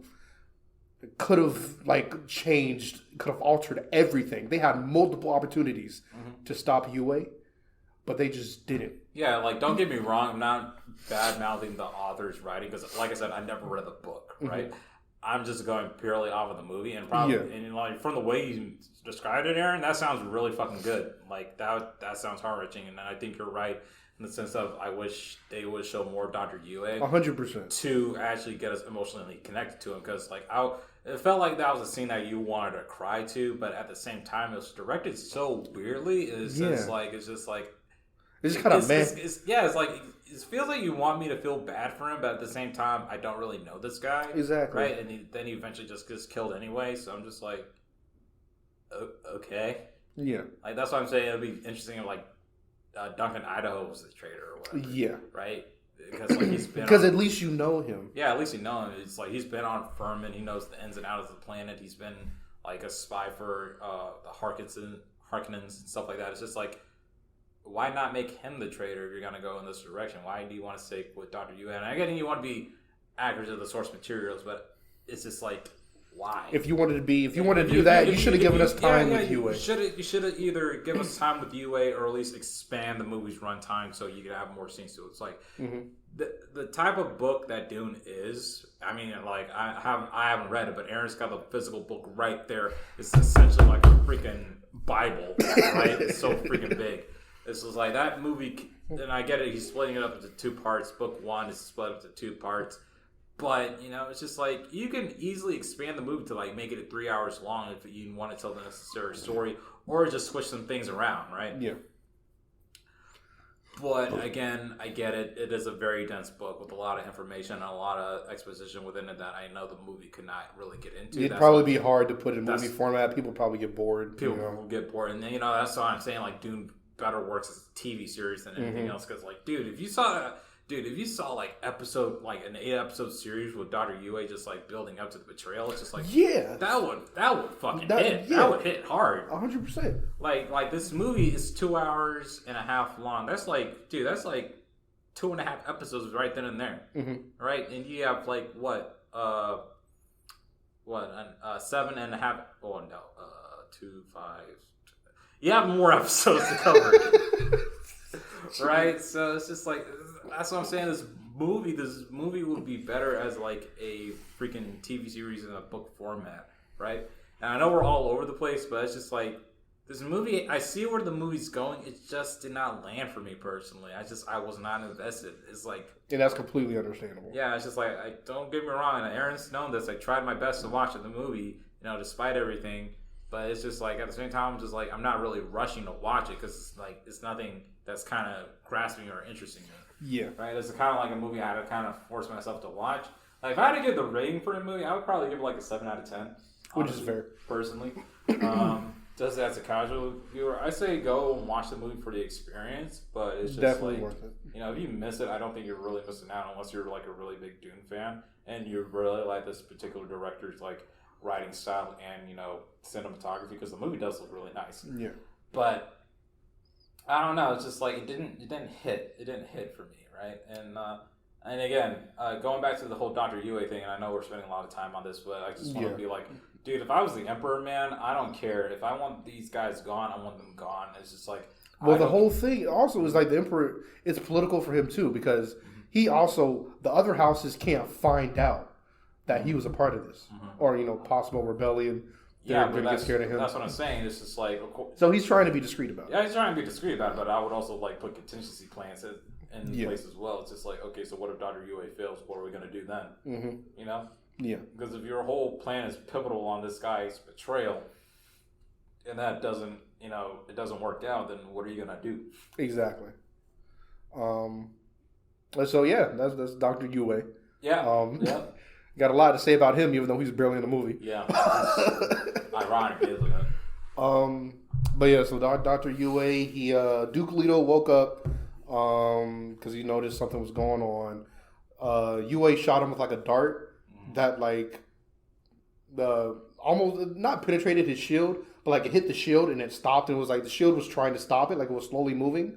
But it hit him in the back. So Leto was trying to like reach the dart, but he couldn't get it. Yes. Which I thought was funny. He was like, you gotta get to my back, I can't scratch it. And then the dart just like hit him in the back. And he was like, yep. Well, now I'm paralyzed. Good night. Great. And then Dr. Yueh, that's when he gave him like the tooth with the poison gas. Yeah. And Dr. Yueh was like, here, I'm gonna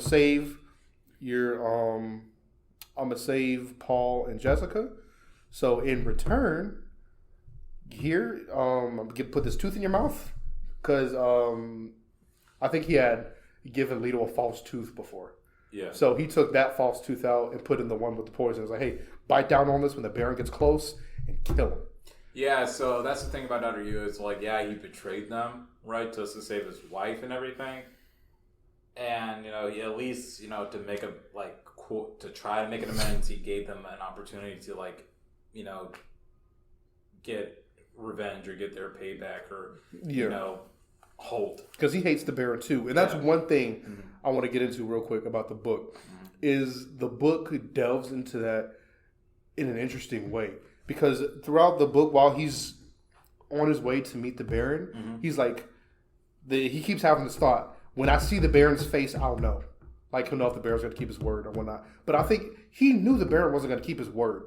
And, like, he goes on this thing about how he's nothing without his wife, without his Juana. Right. And I think the book is at least is trying to tell us that he knew Juana was dead the whole time. And he was going to do this just for revenge. Even knowing that she wasn't going to come back, he was going to betray the Atreides anyway, just to get a chance to kill the Baron. Yeah, because, like, in the movie, they also just said that his wife was being dissected. Yeah, torn apart and dissected. I'm just like, holy shit. Yeah. That's also another thing about this movie, too. It's just like, man, they really made the Harkonnens and the Baron just like irredeemably evil. They are They horrible. are just fucking horrible, right? Yeah. And I was just sitting there, like, man, y'all are, I get it. You don't have to have a sympathetic backstory to make a villain good. It's just like, yeah, I hate the Baron. Like, the design of the Baron is creepy, and I liked it. The design of the Harkonnens were honestly relatively cool. I liked it. But it's just like, I guess, I don't really have any complaints about it. They were built to be savages. They were built to be monsters.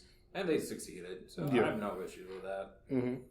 Low-key, I did not expect to talk that much about this movie. Because, like I said, I was trying to pay attention. I was trying to grasp it. But I'm just like, not really feeling it. But, like, just nice having somebody to talk to who's read the source material, too. Or is currently reading the source material to, like, further engage it. Because Aaron knows me. He knows I like the science fiction. He knows I like fantasy and stuff like that. So I was just surprised at Dune, especially how hyped it was, that I didn't really get into it that much. Yeah, which is fair. For anyone who wants to watch Dune or get into Dune, I'd suggest watching the movie first and then reading the book. Because it's nice, because I still like the movie. So it's nice when you read the book and you see all the little bits that sort of connect everything together and flesh it out more. It's like, oh, here's this piece of chicken. Now throw some seasoning on it. A little spice to it. Yeah, exactly. A little spice to it. Some spice. Okay. So we have Paul and Jessica in the Thopter. I think before that, Dr. Yue meets the Baron. So he meets the Baron. And I think we'll probably try to speed through a little bit. Because we're running out of time. We don't want this episode to be too long. Yeah, exactly. And we're here, and we got another 40 minutes in it. Yeah, we're going to try to get through everything. There's so much to talk about.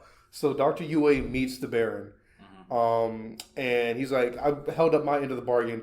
And the Baron, he's annoyed by him, right? 100%. He's like, and what was I supposed to do for you? And then Yue's like, my wife? My wife? And then he's like, oh yeah, your wife that I torn apart and dissected. Yeah, your wife. Yeah, I did promise to give you back your wife. And you're gonna meet your wife soon enough. Yes, sir. Yeah, kill him. And then Peter, which is one thing I didn't like about the movie, is Peter is the Baron's mentat, the equivalent to Thufir, but Peter's crazy. Right. He's the guy that's played by the guy with the thing on his lip. Oh, and he's bald. Dude, he was such a quick scene. I did not even pay attention to it. In the book, he's fleshed out more. He's like this creepy little weirdo. Oh yeah. Yeah. Oh, yeah. The book fleshes everything out. So Peter kills him. And I didn't even put that together. The little mark on their lip. Yeah. They're mentats. All right. But he was played by who? The dude, Polka Dot Man. If you ever watched the Really? Suicide Squad, Yeah. played by Polka Dot Man. Oh, wow. Okay. Yeah, I forget the guy's name. I should know his name. He's a real good actor. Polka Dot Man. Yep. Polka Dot. But yeah, he kills Yue. And in the book, Yue has this line where he's like, "You think you have defeated me, but you haven't." or you have defeated me, but I'll get my revenge. Something along those lines. Yeah. And then the whole time the Baron's like, he's stressing out about it. He's like, what did he mean by that? Huh? What's he talking about? What are you talking about? Something's up. You know? So like the Baron, he's not stupid. Yeah. You know, he may be evil, but he's smart. He's very gluttonous, that's for sure. Yes, he is. But Dr. Yue doesn't have that scene, of course, because they didn't flesh out his character. So yeah, the Baron in the movie was kind of like, whatever. Yeah. And then he sits all it's just funny because Duke Leo, he's just sitting there naked. He's like, butt booty naked, just laying there, can't move his body. It's like, you really had to take off this man's clothes? Yeah. Oh, and then also in the book, they knew Paul and Jessica had escaped. The Baron knew, so he was also stressing out about that. Yeah. This movie really did. It left out a lot of stuff. Yeah. They knew that they had gotten away. So he was like, something's wrong. So Leto, once he bit his tooth in the book, he bit it knowing his family was going to be safe. Right. Yeah. Right. He knew that some of his people in his family had gotten away. And he was like, all right, time to do my job. I mean, you could also say that's applied for the movie, too. Yeah, same. Leo, but like he just couldn't talk. Yeah, but I also didn't like that in the movie. He didn't have the assurance that his family was safe. He just had to go on Dr. Yue's word. Yeah, the guy who's, betrayed and killed me and stuff like that. Yeah, definitely gonna listen to you, buddy. Yeah, so eventually he bit his tooth and did the whole poison thing. That scene was done differently in the book versus the movie. The poison! Yeah, he like bit his tooth and the poison got out and the guards closed the door real quick and everybody in the room died. Except for the Baron, they showed later that he survived. Yeah. Which happens the same in the book. Yeah. Although done differently in the book, the Baron gets out of the room like in the nick of time. Oh, yeah. Yeah. Yeah, meanwhile, the Baron in the movie is just like, he had to like... He had to float up to the ceiling and he's like hanging there. He's just like... like the little Monsters Inc. with the dude with the lips. So yeah, that's one thing they got right. The Baron lived, in different ways. Yeah, what did you think about the Baron's design? I loved it, dude. Yeah, dude, that was so creepy. He was great. And it was the weird thing when he stood up and he was super tall, and he was like, "My Dune, my Arrakis." Yeah, exactly. Let me assert my dominance. Yeah, I thought I was like, why is he so freaking big? But then you find out he's just floating, which how? I guess because I'm gonna be honest. I don't know if I saw that in the book. I'm not gonna say it didn't happen. Yeah. I probably just skimmed over it or didn't notice it. Yeah. But I guess there's so much technology. I'm sure he just has a device to do it. Yeah, he probably just cybernetically enhanced because we see that thing on his back. Yeah, you're right. That might be how he does it. Mm-hmm. Or maybe he just needs it to walk because he's so fat he can't stand up He's straight. So fat. Your mama's so fat. No, I'm kidding. But yeah. What else happened after that? So Paul and Jessica get away. Paul and Jessica get away, right? So first they're on an ornithopter, right? Trying to get. Yeah, they got captured originally, so they're on an ornithopter, and they're about to be sent back to the Baron. But luckily, due to Jessica. Oh yeah, Jessica and Paul, they both know sign language, right? So they can communicate. Communicate with each other.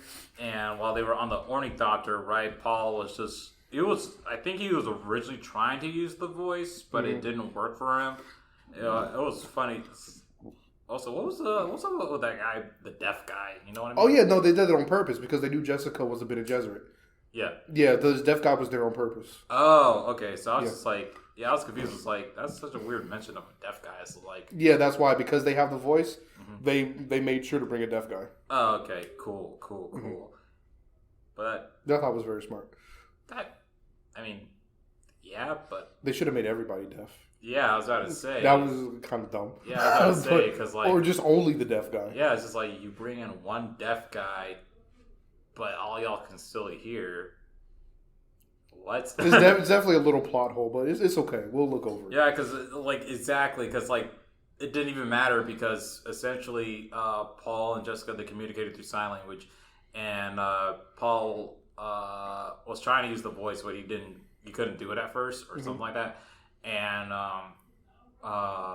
Jessica, I forgot what she said exactly, but it was basically like, kill him. Yeah, no, she was more like, okay, try harder. Oh no, when she was telling Paul to use the voice. Yeah, she was like, I think she said not the right pitch. Not right the pitch. You're not using the right quite pitch. My tempo. Yeah, not quite. You're not hitting the. You see the metronome move with the kid. You're not hitting the right beat. Come on, 1, 2, 3, 1, 2, 3. That kind of thing. Mm-hmm. And it's just like so Paul basically found the right pitch, and he was like, "All right, remove her gag. Remove her gag. Remove me mother's gig. Cut her free." Cut her free. Let me mother go. The Atreides are Scottish now. And then, we've seen this cool little fight scene where they're both using the voice. Obviously, you see Jessica using the voice a lot more proficiently and, competently than Paul was ever able to do it. And, they were able to, take control of the Ornithopter and, let themselves go free and everything like that. They left the Ornithopter and then they're on the run in the desert and then they find this, one little camp, essentially. And they make a little tent. Yeah, they make this little tent. Inside the sand. And then while they're in the sand... I think this is Raymond's favorite part of the movie. Yes. Just the way... what's his name? Charlemagne. Charlemagne? It's not Charlemagne. You mean Charlemagne? Charlemagne, yeah. Yeah, it's just the way Charlemagne is a good actor. It's just the way he delivered it was hilarious. It just reminded me of Aaron. A war in my name! Whoa. No, we're not going to do it. We're not going to do it yet. But yeah. So basically... So they make a base, a little camp or whatever, but we see Paul having these future visions. Because all the spice, because they're underneath, he's surrounded by spice. Yeah, he's surrounded by spice. So yeah, that's another thing. So since spice is hallucinogenic, it kind of amplifies his abilities even further to the point where it's like he's physically there, right? It's not even a vision anymore. He's just there, and he's seeing all this he's seeing this vision of where he's fighting along with the Fernans, right? Yeah, the Fernans, the leader of their army. Yeah, essentially the leader of the army, which is just fighting the squadrons of he's fighting the emperor's soldiers, right? And he's leading this whole rebellion and uprising and things like that. And he sees his family crest is his banner. He sees the skull of his father, just tripping balls. Yeah, and he's just no, I don't want a war in my name. No, I don't want no war. Holy fire spreading across the universe. Fire spreading across the universe, man. Oh, it's funny. Okay, so in the book, it goes way deeper. Paul has his character flips. Paul. But yeah, before you get there, his mom was like, "Paul, calm down." He's like, "Let go of me! Get your hands off me! You better generate me into a freak!" He was flipping out. It was hilarious. I love seeing the guy having trauma. But in the book, it was even crazier because his co-character flipped. His visions went even further. He was saying oh yeah, you're about to, I know you're pregnant, you're gonna have a daughter, all this other stuff. Yeah, he was gonna say his daughter's name. Oh no, in the book that's how it happened. Oh really? He mentioned it then. Ooh. In the book. He was like, yeah. He even said the name of the daughter and what her title was gonna be and all that. What was her title? I forget. It was that's crazy. I forget. I think her name was Arya or something like that.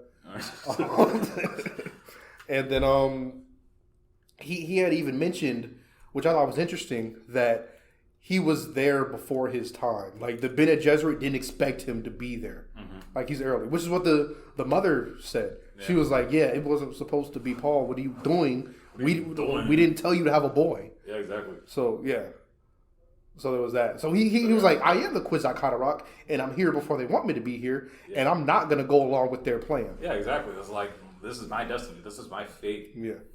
It's just, that's about it. What else? So after that, they meet Duncan. Duncan finds them. Duncan finds them. Dunkin' Donuts. Duncan Potato Idaho. Duncan Idaho Potato Donuts. Yeah. Duncan ends up finding them, and it's just Duncan. Oh yeah, that's also, while they were in the tent, they kind of being Benzegeneric. Shut up, Aaron. Benzegeneric. Bene Gesserit. Yeah, Bene Gesserit. There you go, buddy. Since they're Bene Gesserit, right? they basically, have the Force, like Star Wars, and they were like, "Oh, I sense the passing of the Duke. My father's dead. I'm the new Lord. This, that, and the third." And well, I think that was his Kwisatz Haderach powers. Kwisatz Haderach. Yeah. Yeah, well, I mean, yeah, the man has the Force. I don't care what you say. You can call him the Kwisatz Haderach. But he's not moving stuff around. You can call him Ben and Jerry for all I care. What if we compare it to, was it Code Geass with the eye where he could? Aaron, it doesn't matter. Like the Force, it doesn't matter that he can't move objects with the Force. That's the main thing you do with the Force. Aaron, the Force is such a broad power system. I'm a broad. It's such a proud. You can make a Force ghost. Fine, whatever. It's the Force. It's essentially the Force, man. It's just like, yeah. Obi-Wan Kenobi did not say, "Oh, I sense a disturbance in the Force" for nothing. You know what I mean? So, yeah. Whatever. Fine, it's the Force. Yeah. So basically, may the spice be with you. Yeah. May the spice be with you. All right? So yeah, Duncan. So yeah, Paul. You being the Jessic Agarak. With Paul having that power, he was able to sense that his dad passed away, right? So now he's the new Lord, or the new He's the new Duke, right? And Duncan was able to find them, right, and was able to rescue them and save them. And then they kind of they huddled and was trying to formulate a new plan. And basically, the new plan is to find the Furman and just ally with them. Mm-hmm. They eventually found them. They met up with Dr. Kine. Yeah, they met up with Dr. Kine. But then they got separated because the Sardaukar attack. Yeah, the Sardaukar attack. And that was a really cool scene with Duncan. He was like, "Okay, all right," and he fought he killed a bunch of Sardaukar before he went out. Oh yeah, exactly. Even at one point, we thought he was dead. Like the Sardaukar got him, and then he stood back up. He's like, "I ain't hear no bell. I ain't hear no bell." But yeah, luckily Duncan was there and was able to escape, and they were able to escape. Duncan sacrificed his life, so they could leave. And Dr. Kine also sacrificed her life too to save them as well, and that's where we get to see the scene. Oh, but talk about the scene with Dr. Kine, how she died. Yeah, that's what I was getting about to get to. Oh, my bad. yeah. So basically, the Sardaukar are chasing Dr. Kine through the desert, but Dr. Kine was like, I'm not. They kind of split paths, right? And Dr. Kine, she was about to call up for the sandworm so she can ride it and stuff like that. Apparently, because I didn't even know about that, right? That's why she got hooked. She put the thumper down to call it. And she put the thumper down to call it, right? But the Sardaukar beat her to it, and they were like, "Die!" You. Right in the back, just sword. Just stabbed her right in the back, right? But Oh, actually, no. She was about to put the thumper down. No, she she did it. Yeah, she did. Oh yeah. Then after she fell, she was like, "Yep." I guess. Yeah. Then she was starting to hit the ground or whatever, and she ended up calling the sandworms, and the sandworm basically ate Dr. Kine and the Sardaukar. Yeah. So this is like, if I'm going out, you going with me. Yeah, exactly. She was a bamf. She was a bamf. Yep. Yeah, and after that, Paul and Jessica were flying through basically a sandstorm or whatever. Yep. And that's crazy. I remember they were talking about it earlier in the movie. Mm-hmm. They said that sandstorms are strong enough to rip apart metal. Oh yeah, it was like 80 kilometers. No, they said 800. I think. Yeah, 800. Yeah. 800. Was it kilometers or miles? Kilometers. Okay. Yeah, it was like 800 kilometers an hour. It was very, very strong, very fast. They were actually going to lead the remaining forces of of Paul's people. What are they called again? Edred. The Atreides? Yeah, the Atreides. Yeah, they were the Harkonnens were going to lead the rest of the Atreidian army into one of those sandstorms to finish the rest of them off. Mm-hmm. But we didn't get to see that in the movie. But so their only thought. So Paul and Jessica, they are flying through the storm, and the Ornithopter kind of like the wings broke off. Yeah. They were free falling. They crashed down. They landed to the sand and stuff like that. Well, it wasn't just that. Remember, there was a scene where he's like trying to fly it, and then you hear the voice and say, "Let go." Yeah. Let go. And he sees the vision of his so-called future friend. Yeah. like telling him like, Jamis. yeah, oh, that was his name, Jamis. Yeah, telling him, hey, you gotta go with the flow.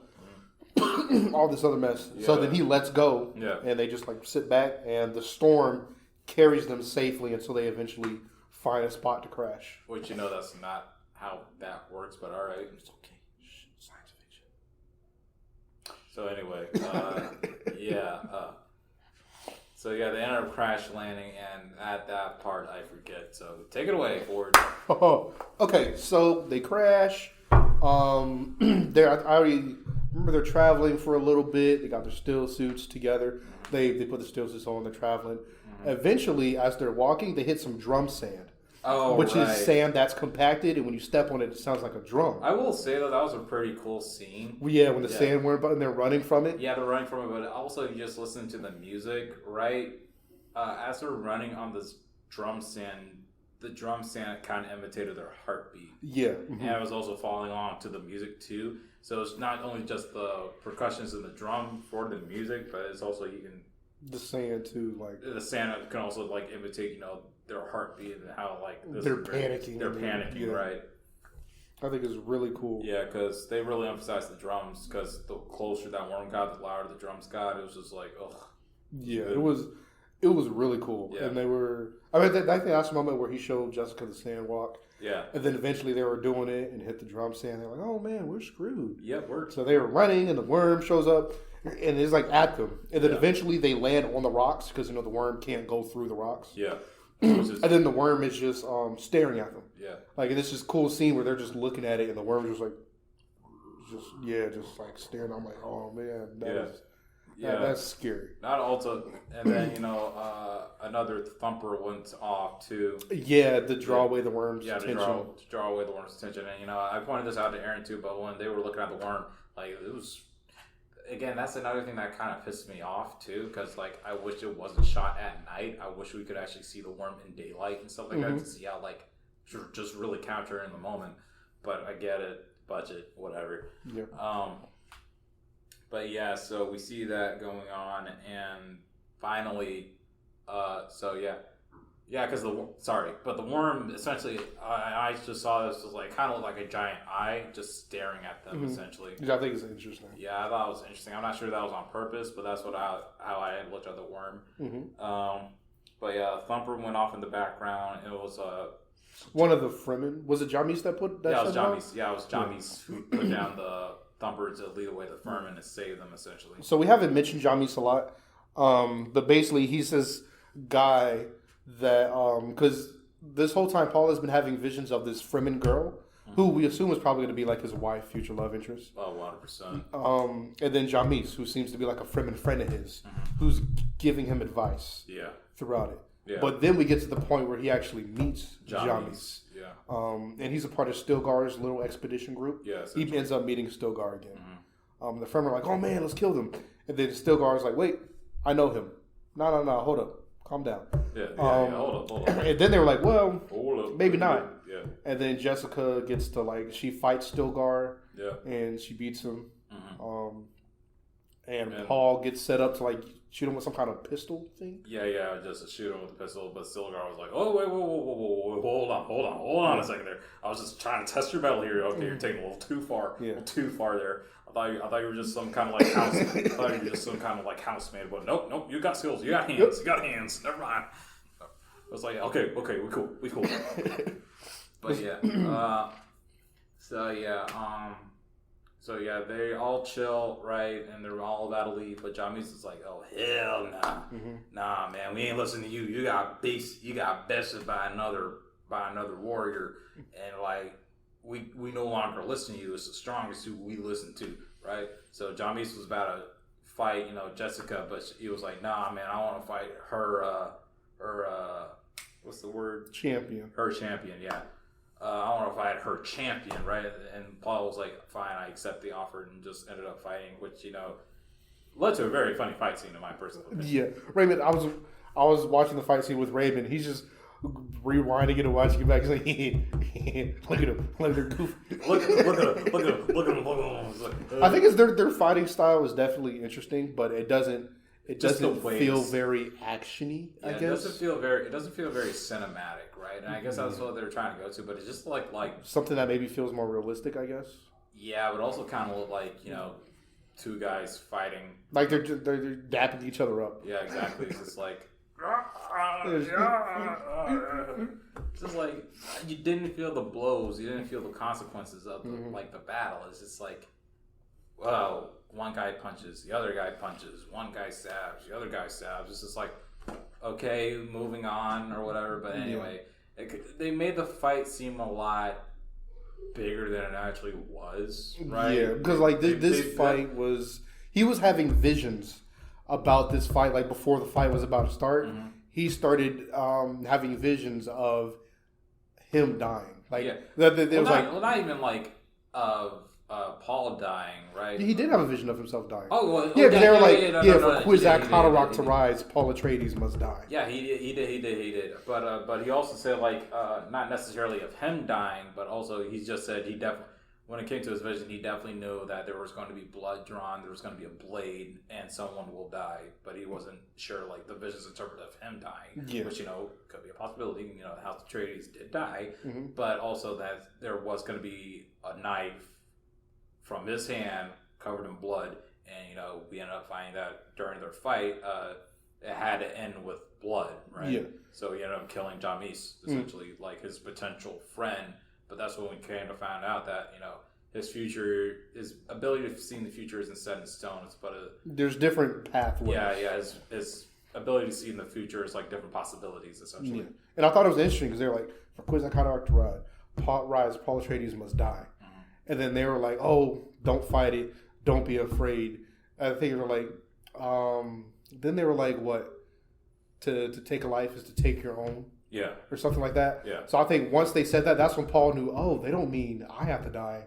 They mean once I kill this guy, then I'm no longer Paul. Yeah, you're no longer I become the Kwisatz Haderach. Yeah, because Paul, like his mom said, Paul has never killed a man. Paul has never killed a man. Yeah.